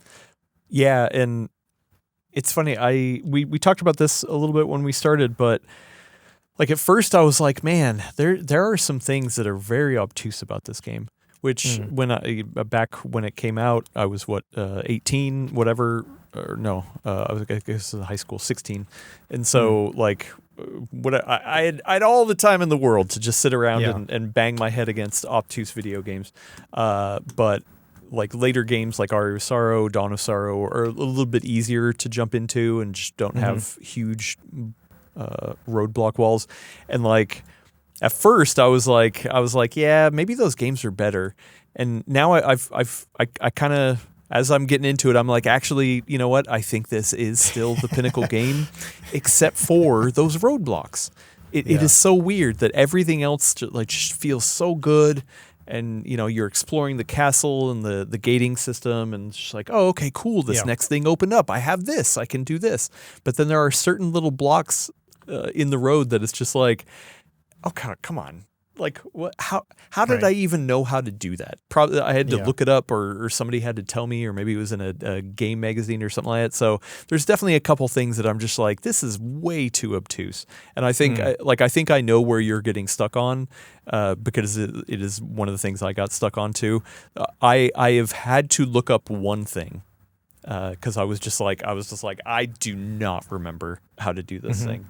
You're not quite to that point, but I was just like, okay, I do not remember how to do this thing. So last week you said to find the clock, or something to do with the clock, and for the life of me, I was like, oh yeah, I'll figure that out. And then when I got into the map, I was like, I actually don't know where he was talking. So at first I thought you were talking about the far right, that tower part, and I was like, is that the clock tower? I wasn't sure. So I like went all the way to the bottom of that one and like found the part where there's like a seagull or an eagle or something in a nest. And I was like, maybe there's something here. I couldn't figure that out because there's like a telescope. And I was like, well, maybe can't do anything there. And so, Wait, yeah, I'm not really sure. you weren't where able I'm to do supposed anything be. with a telescope? Oh, So you no, I can know actually that do I something with a telescope. Once Okay. again, it doesn't teach you this Yeah. stuff. There's no flashing indicator of what to do with a telescope. Whatever. That's Is that what I on the side. need? Is that No, telescope no. part? What? It's No. the Easter egg or something? Okay. So tell me in the map, we're looking at the map. Just give me north, south, east, west, northwest. Like where should I be going?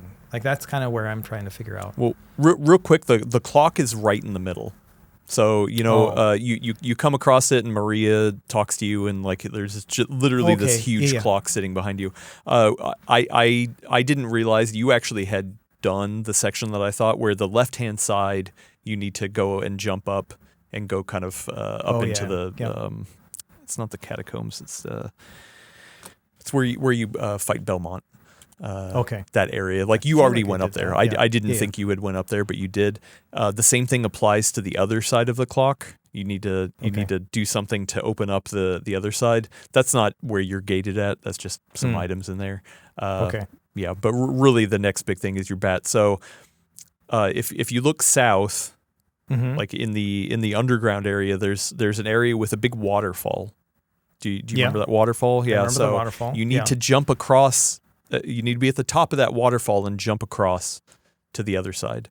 And to tell you the truth, right now I don't remember if you can make it with a double jump or if you need the bat to do it. But I know that is definitely one of the things that is gating you a little bit. And I think you can hit it with double jump. I remember that waterfall part. I feel like because I remember you saying something. Oh, you got to go into the waterfall, jump across, and I thought you meant. Because at the very bottom of the waterfall, you can go into the waterfall. Oh, yeah, that, there's like a opens little up, area. But it's like no. This is at the top. At the top of the waterfall. So try to jump over, and I think you can hit it. So for the video guys watching, like there's my map. Like I've got a couple little spots that aren't filled in, and those are the spots I can't get to. But otherwise, I've been pretty proud of where I am. Yeah. But I'm just stuck at this point. I feel like I'm just like the lone guy walking around at this point. So that's good info. I mean, I've definitely circled around the map a number of times, just looking for stuff and, just trying to get all of the items. I did look up how to get the strongest sword in the game now that I'm in the inverted castle. I sat there and grinded on it for probably 40 minutes as we watched a TV show, just going in and out, in and out, hitting that thing. And I did end up getting it. And I was like, oh, sweet. And then nice. I had to look up which enemy drops it because I did not remember which enemy it was. And one of the top hits on, I think it was on Reddit, that I saw, and somebody was like, hey, here's how to do it, but FYI, once you get it, it's going to break the game. And and now that I'm playing it, I am a little bit like, oh yeah, I forgot this does really break the game because this is such a good sword. It's breaking it in that you're overpowered kind of thing. The utility of it. So it. Do you want me to spoil it for you or no? No, I don't. Oh, okay. I don't. Yeah, I was just, I'll figure. We can talk about that in a future episode when I get it or something. You can't get that one until you get the invert castle. So you're perfect. You're not close. That's my goal. I want to be inverted castle the next time we talk about this. Perfect. Yeah. Yeah, sweet. Well, then let's wrap it up there. I'm gonna pressure you, I guess. Now, I'm just gonna message you every morning. Hey, you in the inverted castle yet? Hey, Russ, you in the inverted castle? Stop working, play some games. Yeah, quit making videos for all those people on YouTube. Get to the inverted castle, bro. Just kidding. Anyway, actually, you know what you should do? You should put a little check-in on the end of every your videos and just do like a quick little, hey, here's my map today. Yeah. Hey everybody, I know you may not know about this, but here's my Symphony of the Night map. Yeah. just a little flash at the end.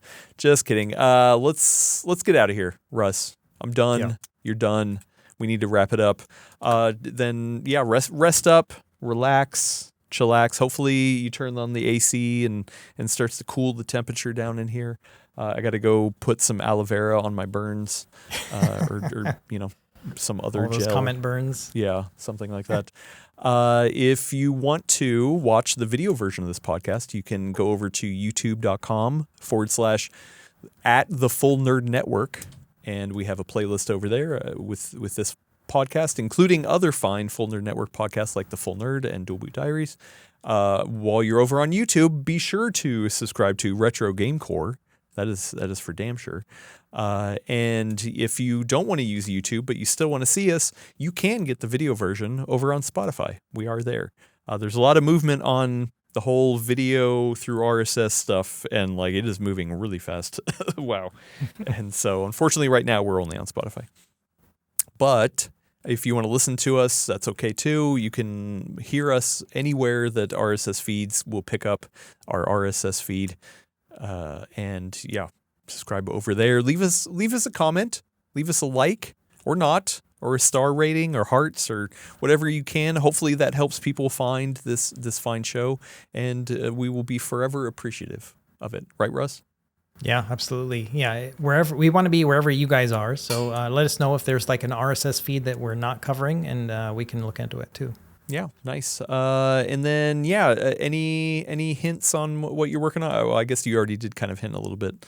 I got that Switch 2 controller that I'm working on, the Mobapad thing, and then I've got the latest eGPU from AOStar, the AG03. So I've been doing a lot of testing with that too. Nice. Really, really cool. I'm surprised that the price is not as high as it is. You know, it's around $250, but it's solid. Only weird thing about it is it doesn't come with an Oculink cable, even though it's an Oculink dock, which is kind of strange. And the last one did. So I think that's where they cut some costs, I think. I mean, that cable can't be that expensive. They're like $20. Yeah. Well, yeah. Okay. Well. All right. Cool. Then relax, take a breather, and we will be ready for the next adventure next week here on Expedition Handheld. Until then, rest up, and we'll see you next time. Oh, charge your devices, Mr. Charge Dweeb. them too. Yeah. Don't forget to do that. Yeah. All right. Bye, everyone.